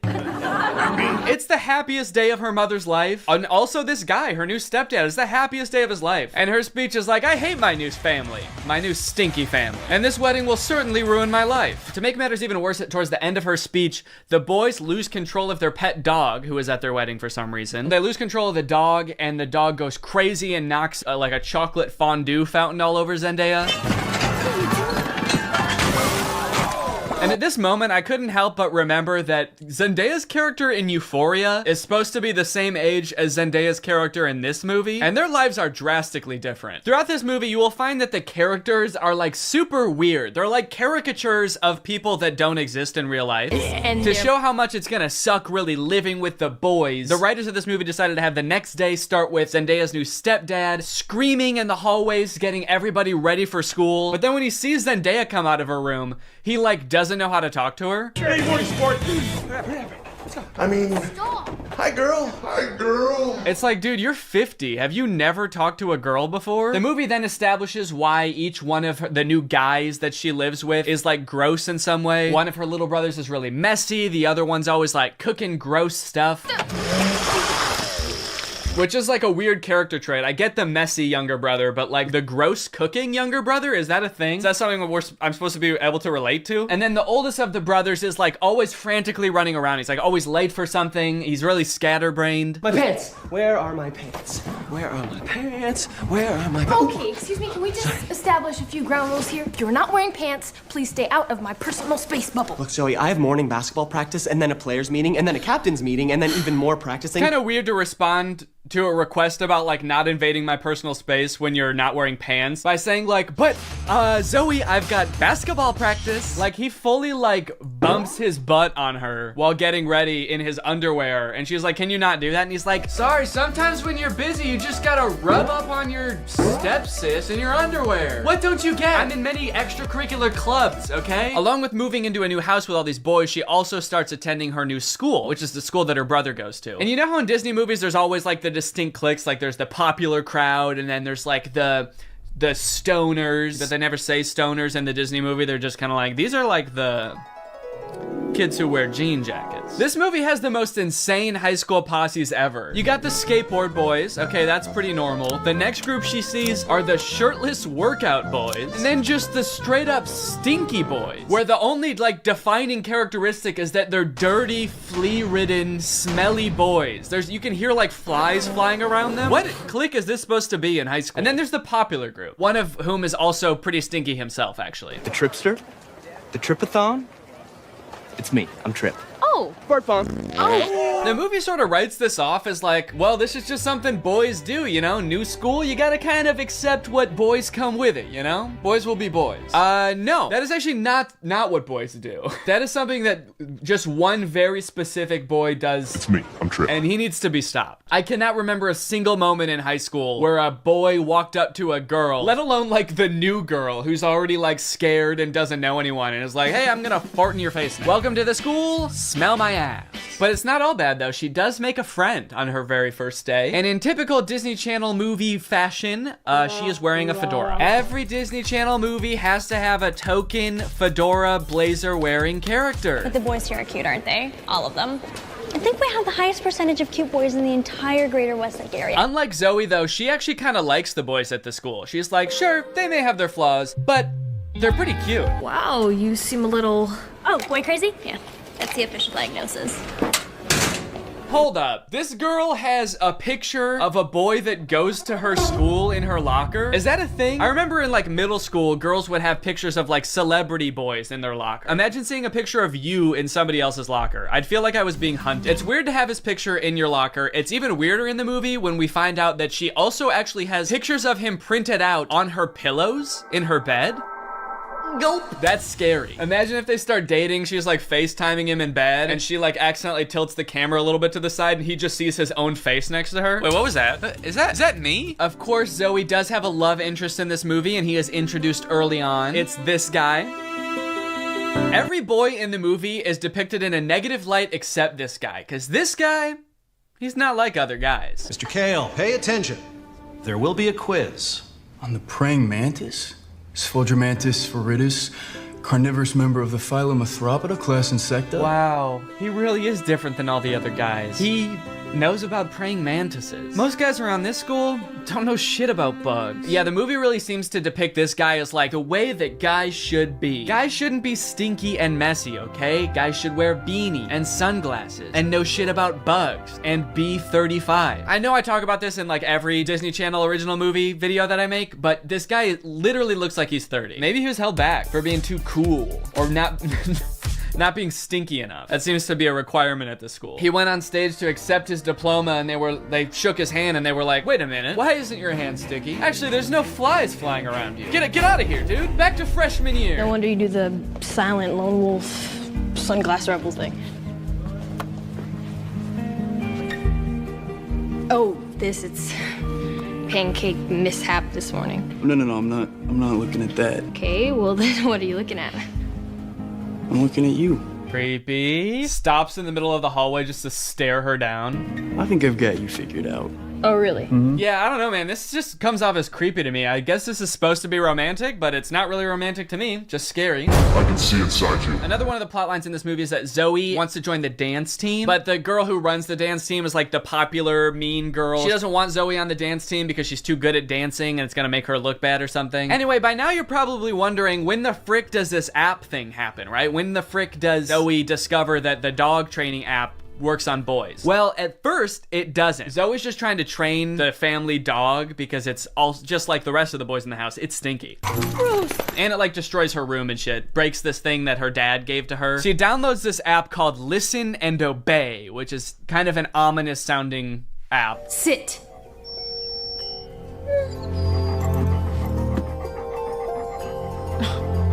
Shake.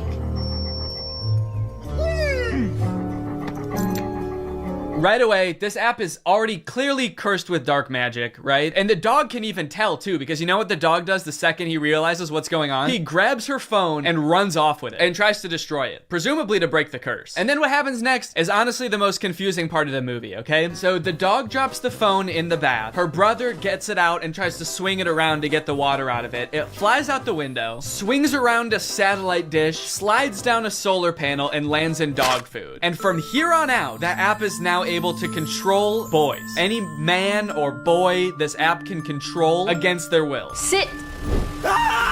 And at first, while watching this movie, I didn't even think it was that weird. I didn't even give it a second thought. I was just like, okay, yeah, so something magical happened and now it can control boys. That makes sense. But like, what? What happened to the phone? I don't understand how solar panels and satellite dish changes the app from dog-based to man-based. Like, you'd think at the very least something having to do with like men would happen to the phone. Like the phone lands in like a bucket of buffalo wings or like flies through a football field. I'm just curious to know if that fucked up other apps on the phone or if it's just the dog training app. Now, whenever a boy likes one of my tweets, he goes into a coma for 3 years. And don't even get me started on the weather app, because every time I check that, boys start falling from the sky. Anyway, let's just say now that she's got the ability to control boys, she has a little bit of fun. Boys are acting weird. Dude, he farted twice in midair in such rapid succession. They added in 2 fart sound effects. Kind of impressive. I'm trying to imagine how she's gonna use the app to get herself out of this one. Stop farting. Take it back. Take the fart back. Suck it back up into your ass. Oh, how am I doing this? But no, she just uses the app to utterly humiliate him in front of his friends. Go to the bathroom.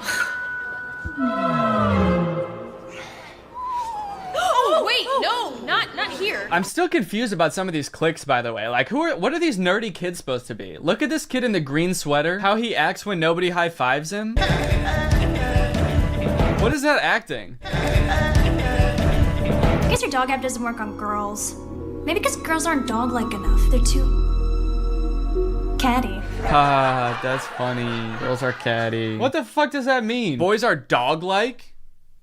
What the hell? I mean, I guess in this universe they kind of are. They're like flea-ridden, mangy boys. Why do we smell like we smell? So pretty much like the majority of this movie is just Zoe using the app to like get what she wants and make all the boys at the school act exactly how she wants them to. She turns the skater boys into gentlemen. She goes up to the nerdy gamer kids and tells them to like go do yoga instead of playing video games. Let's go do some yoga. And her brothers, dude, don't even get me started on what she does to her poor brothers. I'm taking the brothers' side, all right? They did nothing wrong. Her poor brothers were just living their lives until Zoe moved in and tries to fix them. Be clean. Holy moly, it's filthy in here. Her messy brother, she tells to be more clean, which turns him into this like hyper-hygienic husk of his former self. I need a sponge and soap and paper towels and a power washer. For the rest of the movie, he's literally he's scrubbing everything frantically in a panic. Anytime there's a mess, he's like, I gotta clean it up. She tells the gross cooking boy to cook less gross stuff. Start making less gross food. So he's like cooking 5-star meals for the rest of the movie. And then the oldest brother, she tells him to be more focused. Be focused.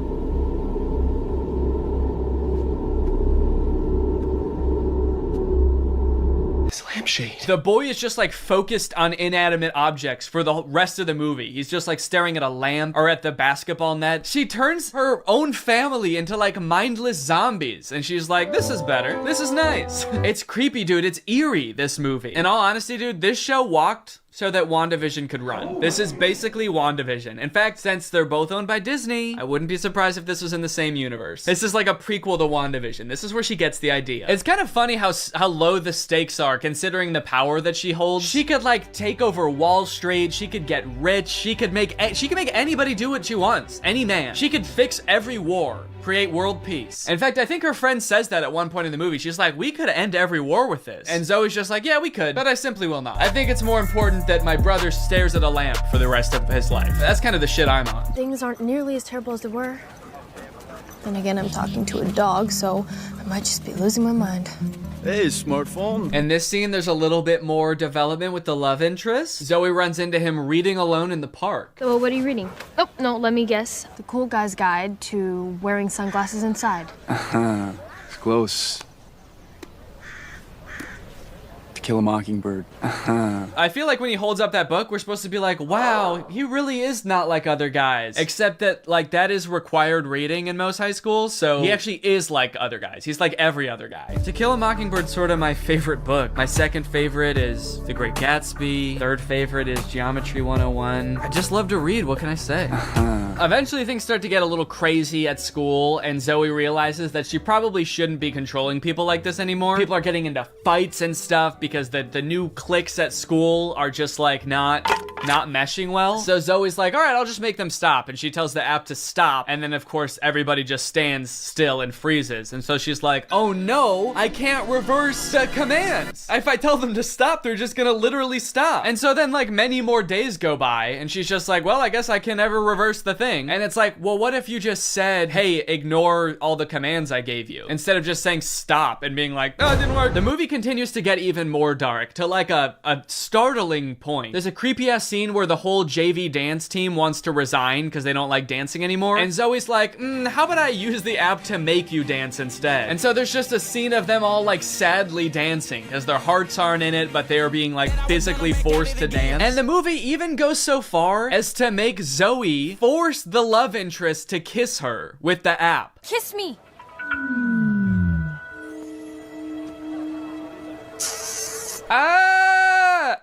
She just forced a guy to kiss her. Disney, what are we doing here, dude? What's going on? We need to have a talk with the writers of these movies. Anyway, Zoe feels bad after this, and she gets all stressed because there is a college scout coming to the basketball game. But Zoe's brother obviously isn't playing very well because the only thing he can do is like stare at an object for hours at a time. Welcome to a new season of Husky basketball.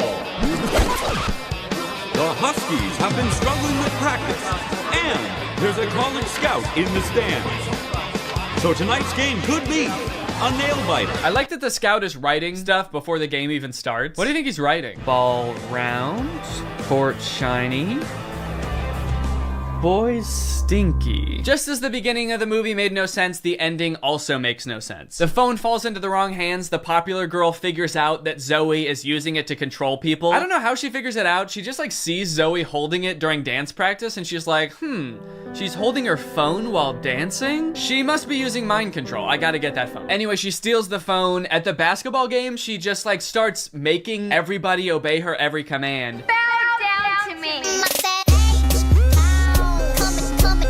In order to get the phone back, Zoe's like, how about I just do whatever you want? I'll do anything you want. Just say the command. Hands. And then this happens. Roll over.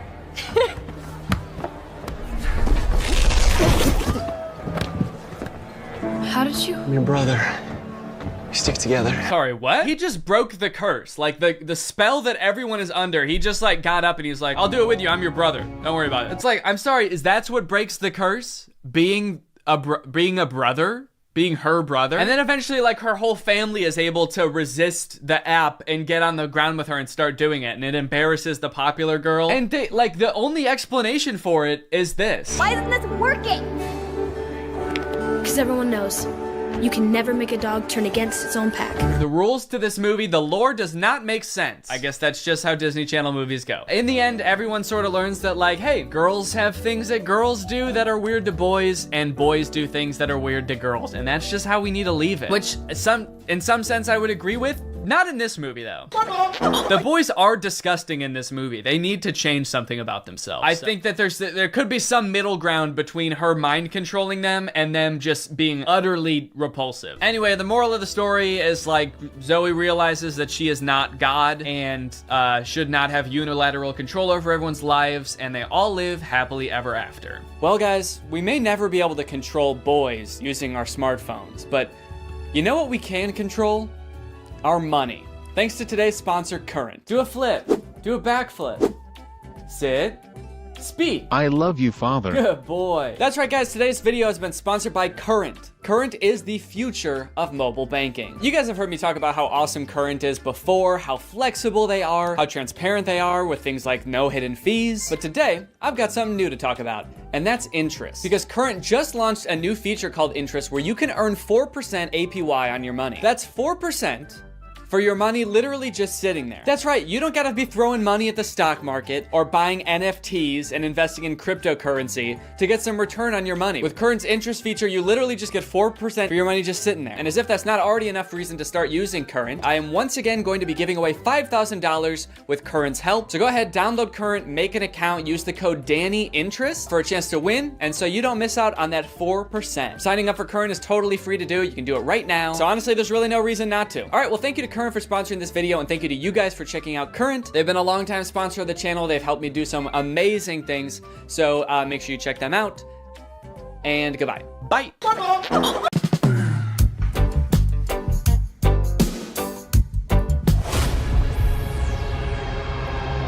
Drew? Hey, Danny. What the hell are you doing here? I was gonna watch your video. The one that I'm about to film? Yeah, I watch all your videos. All right, well, I mean, do you want to come down here and be in it? No, that's all right. Okay, well, No, thank you. fine, that's okay too. Okay, I'll do it. What's up, Greg? Welcome back to my YouTube channel here on youtube.gov. I'm here today, as you can see, with a very special guest. Can't wait to see who the special guest is. I'm just kidding, guys. Or Danny? Danny, the camera's over there. You don't want to look at the camera right there. No blinking. No blinking. It's disrespectful. Yeah, I got a special guest here, Drew Gooden. Everybody say hi. And I had kind of a fun idea to film for a video today. Today, we are going to be speed running conspiracy theory rabbit holes. I don't want to look at a rabbit's hole. Can we start the video over? I don't want to look at a rabbit's hole. I want to look at a rabbit's dick. Yeah. Well, I'll look at the hole if it's attached to the dick. Mm-hmm. But not any other. Are we washed? Before Drew got here, I created a brand new Instagram account with no algorithm, and I also created a brand new YouTube account with no algorithm. And what we're gonna do is we're just gonna type in a conspiracy theory into the search bar and see what reels Instagram gives us, see what videos YouTube gives us, and we're just gonna try to keep getting more and more crazy ones for that conspiracy until we reach maximum conspiracy, and then we'll be radicalized. Yeah, that's kind of the goal today, is to get radicalized and kind of like have completely different beliefs after the video than we do right now. So I think it'll be tough to know exactly when we've reached maximum conspiracy for each theory, but I'm thinking somewhere along the lines we'll feel like we're ready to assassinate a senator or something like that. Yeah, usually at that point it's probably time to assassinate a senator. That's usually how I know it's time to assassinate a senator. Yeah, once I want to. Well, I guess the most basic conspiracy that we could start with is flat Earth. To me, it's not even a conspiracy theory. Because if the Earth wasn't flat, I'd fall over. Not fall off, you'd fall over. Fall over because of the slope. Have you ever tried to walk up a hill? And don't say that hills is proof that the Earth is curved. No, every time I've walked up a hill, I fell over. Exactly. So, what are we just going to search flat Earth or flat Earth? I guess it's kind of telling what the fittest flat earther. If someone has a conspiracy theory, I will only believe them if they're in really good shape. All right, we're just gonna search flat Earth. I guess we could go through some of these pictures, but really what I'm looking for is an Instagram reel. I see the craziest stuff on Instagram. Are you yawning already? I'm so bored. 33rd degree Freemasons, who are also Satanists, provided us with the glow model to deceive and mislead us. Oh. Yeah, so the round Earth is like a prank by the 33rd degree Freemasons who are also Satanists. Yeah. I like the first comment. I'd love to learn more facts around this. People think I'm wacko for suggesting the Earth could be flat. You are. Can you downvote on here? You're saying he harmed an animal? Yeah. Yeah, that comment pissed me off so much. I'm gonna go kick my dog. Yeah, it's his fault. What is the photo? These are all different ancient civilizations, how they thought the Earth looked, which is all flat. Oh, so it's sort of with a like this dome. many people can't be wrong kind of thing. Yeah, even though they are all wrong. What's going on with the Australian? If you live in Australia and you watch my YouTube videos, stop. They probably watch them backwards too, because everything's upside down. Yeah, toilet flushes the wrong way. When you poop the toilet, it just comes out. I am so tired of it. I make a mess every time. So this is interesting. So Mars is like a hexagon? How can we view Mars and the other planets As as mere mere balls of dust or gas? I'm gonna start saying that about my own balls. How can you see these as mere balls of dust and gas? Instead of what they really are. Balls of skin and cum. If gas on Earth isn't significantly affected by gravity, how is it possible that Jupiter, supposedly a massive ball of gas, has a gravitational force 2.5 times smaller than Earth? It's all a lie. Space is fake. Alright, they had me until space is fake. I know space is real. I know space is real. That's where God lives. That's where God lives. Wait. Space is fake. But even in their own picture, they say this is Mars. They know that Mars is real. Then where is Mars? Australia, maybe? Oh. So Australia's not flat then. So maybe the Earth is shaped like this, and we're here, Australia's here, and that's where Mars is. Oh. When did you learn how to do that accent? I just freestyled it. That's crazy. Is that what they sound like there? That's hilarious. Mars. Well, where the frick are the reels? I thought they were gonna be... shit, I don't know how Instagram works. Where's the videos? Maybe now that I've searched it, it's gonna be my reels.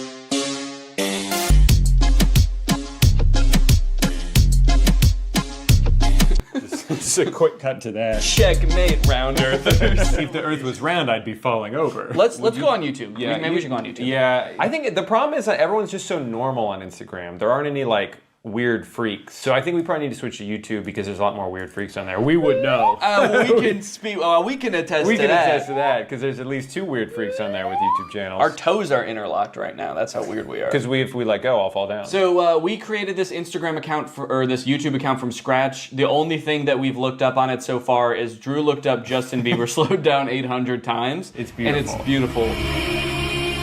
And we also listened to Sneaker Night by Vanessa Hudgens. Yeah, that was also my idea. So the results might be a little bit skewed towards Vanessa Hudgens' Sneaker Night. Mm-hmm. That's not like part of the conspiracy. That's my own mistake. I messed up. But from here on out, we're not going to influence it anymore. In any way at all. Okay, now I'll search flat Earth. Okay. That's how Vanessa Hudgens radicalizes people. So hold on. Yeah, okay, even the YouTube search is biased against flat Earth. It doesn't even, like, we're trying to view it objectively, but it's like, oh, flat Earther debunked. Yeah. Flat Earthers funny moments. Flat Earth Dave. It's like, let me find out who Dave is. All right, we're gonna search flat Earth. You know, do you ever do something and you think to yourself, like, I'm probably the first person to ever do this? Oh, yeah. I have to imagine we're the first people to ever search flat Earth from the Sneaker Night watch page. Like, inspired by this song. That reminds me. I need to do my own research. Oh, it's Phil from Amazing Race. All right, well, we gotta hear him out. We gotta hear him out. Oh, he doesn't believe in the flat Earth either? How did he get a job then? And he's seen more of the Earth than most people because he does the Amazing Race, so you'd think he'd have some common sense. You'd think so. Well, hold on. Wait a minute. He works for CBS. Look up CBS's logo. Mm-hmm. Look up CBS's logo. This? Don't keep going and going. No! Stop! You're getting distracted. All right, look up CBS's logo. It's Big Brother. See, you think that Big Brother is gonna let you think independently? No, they're gonna open your noggin up, they're gonna fill it with all the thoughts they want you to have, and Phil is part of it. But probably Jeff Probst isn't too, right? Yeah, we're free thinkers. Basically, what we're gonna do is YouTube Shorts. Maybe we should be looking at more shorts. All right, if you two could shut up for a second, I have an important announcement. Today, I want to help you guys out with your budgeting a little bit. You can budget your car payments better, your travel, your groceries. Does that sound good? Well, then listen up, because we're going to talk about Rocket Money, the sponsor of today's video. Rocket Money is a personal finance app that lets you lower bills, cancel unwanted subscriptions, make custom budgets, and lower your savings all in one place. With Rocket Money, you can create a custom budget for any category in seconds. The app shows you where your money is going at all times and identifies your top spending categories and even gives you insights on how to better budget in the future. As someone who spends a lot of money eating out and not as much as I would like on travel, this is a great way for me to visualize like how much spending is happening in each category, where I can cut a little bit, where I can add a little bit. They'll also notify you when you have upcoming charges or when your balance balance is low. That way you can avoid overdrafts and late fees. And if that wasn't cool enough, Rocket Money can also help you lower your bills. Rocket Money automatically scans your bills to find savings. They can help negotiate bills for you, whether it be your internet service, your cable bills, and more. So you don't need to worry about those pesky customer service calls. Rocket Money's gonna get in there for you and negotiate the best possible rate for you. This is great for me personally because I am notoriously bad at looking for deals. I don't like to haggle. I don't like to negotiate, so the fact that this is built into the app makes it so much easier for me to know that I'm getting a good deal. So to save more and spend less, join the over 5 million members using Rocket Money today. Go to rocketmoney.com/Danny or use the link in the description to get started for free. Flat earthers, or some of them, believe that beyond the ice wall is this other world. I feel like that outer world thing, I've heard of this, but I've only heard of it recently. I wonder if that's like a new lore that just dropped, because I thought that the ice shelf was supposed to be the end, and then they were like, no, not only that, we know about Acton. And then there's another wall around here, and then Osiris is out on the outside. Do you think the flat earth conventions are just people trying to one-up each other with the amount of knowledge they know about the outer ring? Oh, you think this is the last ice wall? There's one more. Nope, there's actually 2 more. There's actually 3 more, and at that one, it loops back around and you're here again. That's more interesting than the Earth being flat, is that if you just keep going, well, that actually is just with the Earth, is if you keep going along the Earth, you end up back where you started. So we kind of all believe the same thing. They just have more ice walls in their theory. Talking about how there was this one man that went to Antarctica on his expedition back in the day, and I can't remember his name. Flat Earth. Can't remember his name. Can't remember name. Sneaker Night Extended Cut. I can't remember his name. It was probably Vanessa Hudgens. Vanessa Hudgens, Sneaker Night. Proof of Sneaker Night. Internet famous flat earther has gone all the way to Antarctica to put his theory to the test. And he proved himself wrong. They always prove themselves wrong. I want someone to prove himself right. Just once, please. Just once. I mean, that's the thing though, is like the internet is so, it creates little bubbles for you. Mm-hmm. So if we did have an algorithm that was pro flat earth, it would be littered with flat earth videos and we would be like, this all confirms what I already believe. Where's that guy's mouth? Yeah, if the earth is round, where's that guy's mouth? Well, gravity's still technically a theory. We know that there's an up and a down. As far as Coriolis, I was in the military and I've shot weapons and... She's just threatening him. Yeah. So basically, you're going to believe what I believe because I have a lot of experience with guns and missiles. As far as Coriolis, I'm going to fucking kill you. What kind of weapons, if you don't mind me asking? Like ICBMs? Well, I'm wearing a vest with a bomb on it right now. Okay. What will it take for you to detonate that? If you say one thing that makes me question my beliefs, I'm going to kill all of us. Okay. And so how do you feel about sunsets? They think that there's like these enormous structures. It ignores something that everyone knows. There's this enormous water table that's underneath the pyramids. What's a water table? It just means that there's like water, like a well of water. I think because of the Nile. Like, you know how when you're at the beach, if you're not at the water, but you dig a hole, there's water under there because you're close to the water. So the pyramids, if you dig below it, eventually you get to water. Right, and so there couldn't possibly be like a big guy down there. Oh, right, because he would have drowned? Okay, next conspiracy, aliens. What should we Google aliens wise? Aliens wise? Are aliens wise? Aliens wise? Yeah. Are octopuses alien A creatures? group of scientists that were speculating that octopi had come from somewhere else, and frozen eggs had actually come from somewhere else. And the reason behind this theory is that octopuses are freaking weird. It's like that. How could something like that exist on Earth? Because they look so fucking weird. They must have come from some octopus-shaped planet. And also, if the Earth is flat, how could there be? So hold on. Can you?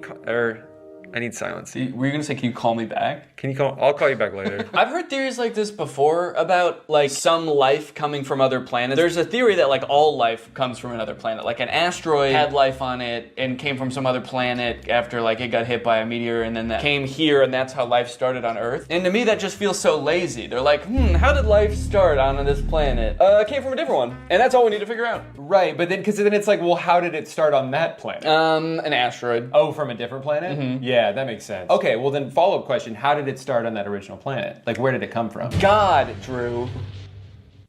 God drew what? God drew an asteroid that came from another planet. The octopus is still extremely similar biologically to us. You look at an octopus cell under a microscope and you wouldn't be able to tell the difference. Right. Yeah, but you know when you can tell the difference? When you fucking look at an octopus and you look at a human. We're not so different, you and I. If I look at you like this, I can't see shit.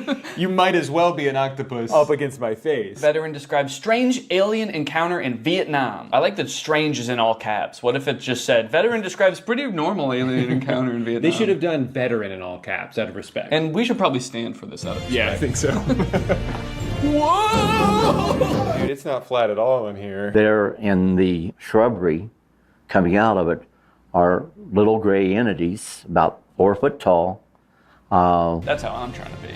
Oh, you're just saluting? Till the day I die, I'll remember what the little entity said to me.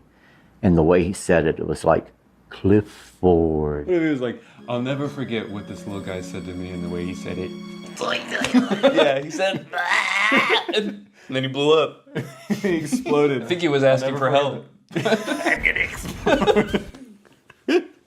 I'll never forget that. And the way he said it, it was like, Clifford, you are not supposed to be here. I mean, he's right, we weren't. You normally don't carry your weapon on full automatic. I put it on full automatic and I started to fire and I yelled out, VC, VC. And that was to alert the other troops that we were no longer alone, that there were a number of little guys there, I'll put it that way. I'll put it that way. I'll put it away your brain can understand. Little guys. So the alien said, what are you doing here, Clifford? And that's how I knew he wasn't from Earth. It was dark. There was a small guy in the bushes who asked me what I was doing here. Gotta be an alien. Gotta kill the alien. Gotta kill him. Oh, he already exploded. Job's done. Said, even though we're at war, we don't put our weapons on full automatic. I did just for this guy and no one else. And I killed him. Also, is this guy's name Clifford, or did he? His name's just Veteran, as far as I know. That could be why he's so confused too. Yeah, I'm not fucking Clifford. You are not supposed to be here. I feel like this illustration's doing a lot of heavy lifting in this story. He's just describing a pretty normal encounter, but then because of the illustration of aliens, it's like, man, they must have been aliens. Yeah, a little guy came out of the bushes. He looked like a regular Vietnamese man, and the picture is of like an octopus. So all of the comments believe him and are pissed. They're like, way to go, Clifford. The little dudes were trying to bring about peace on Earth, and you blasted them. Like, way to go, man. We almost had peace. And you gave them a demonstration that we are a species not to be trusted or helped. Good job, Clifford. They're like, your story is 100% real, and we hate you. Well, and then this person's on his side. It's like, he's been consistent about these events ever since they happened. Yeah, because that's how he remembers it. You can still be consistent about something that didn't happen. Wasn't used to the ganja. Just imagine smoking this 35% THC they smoked back in 1980 when they smoked weed that had to be 6 to 8% THC. I am sure I would have seen some crazy shit. And let's go ahead and report him for animal abuse. More like plant abuse, because he's smoking the shit out of that ganja. Ganja! Explains who are the gray aliens. Okay, well that'll be helpful because the last one was about the gray aliens. How exactly do you become an expert in that? Do you think it's Clifford again? Yeah, well he definitely seemed to have a lot of expertise because he saw them with his own 2 eyes. And he shot them with his own one gun. Gray aliens are perhaps the most commonly encountered extraterrestrial species that we know, named for the coloration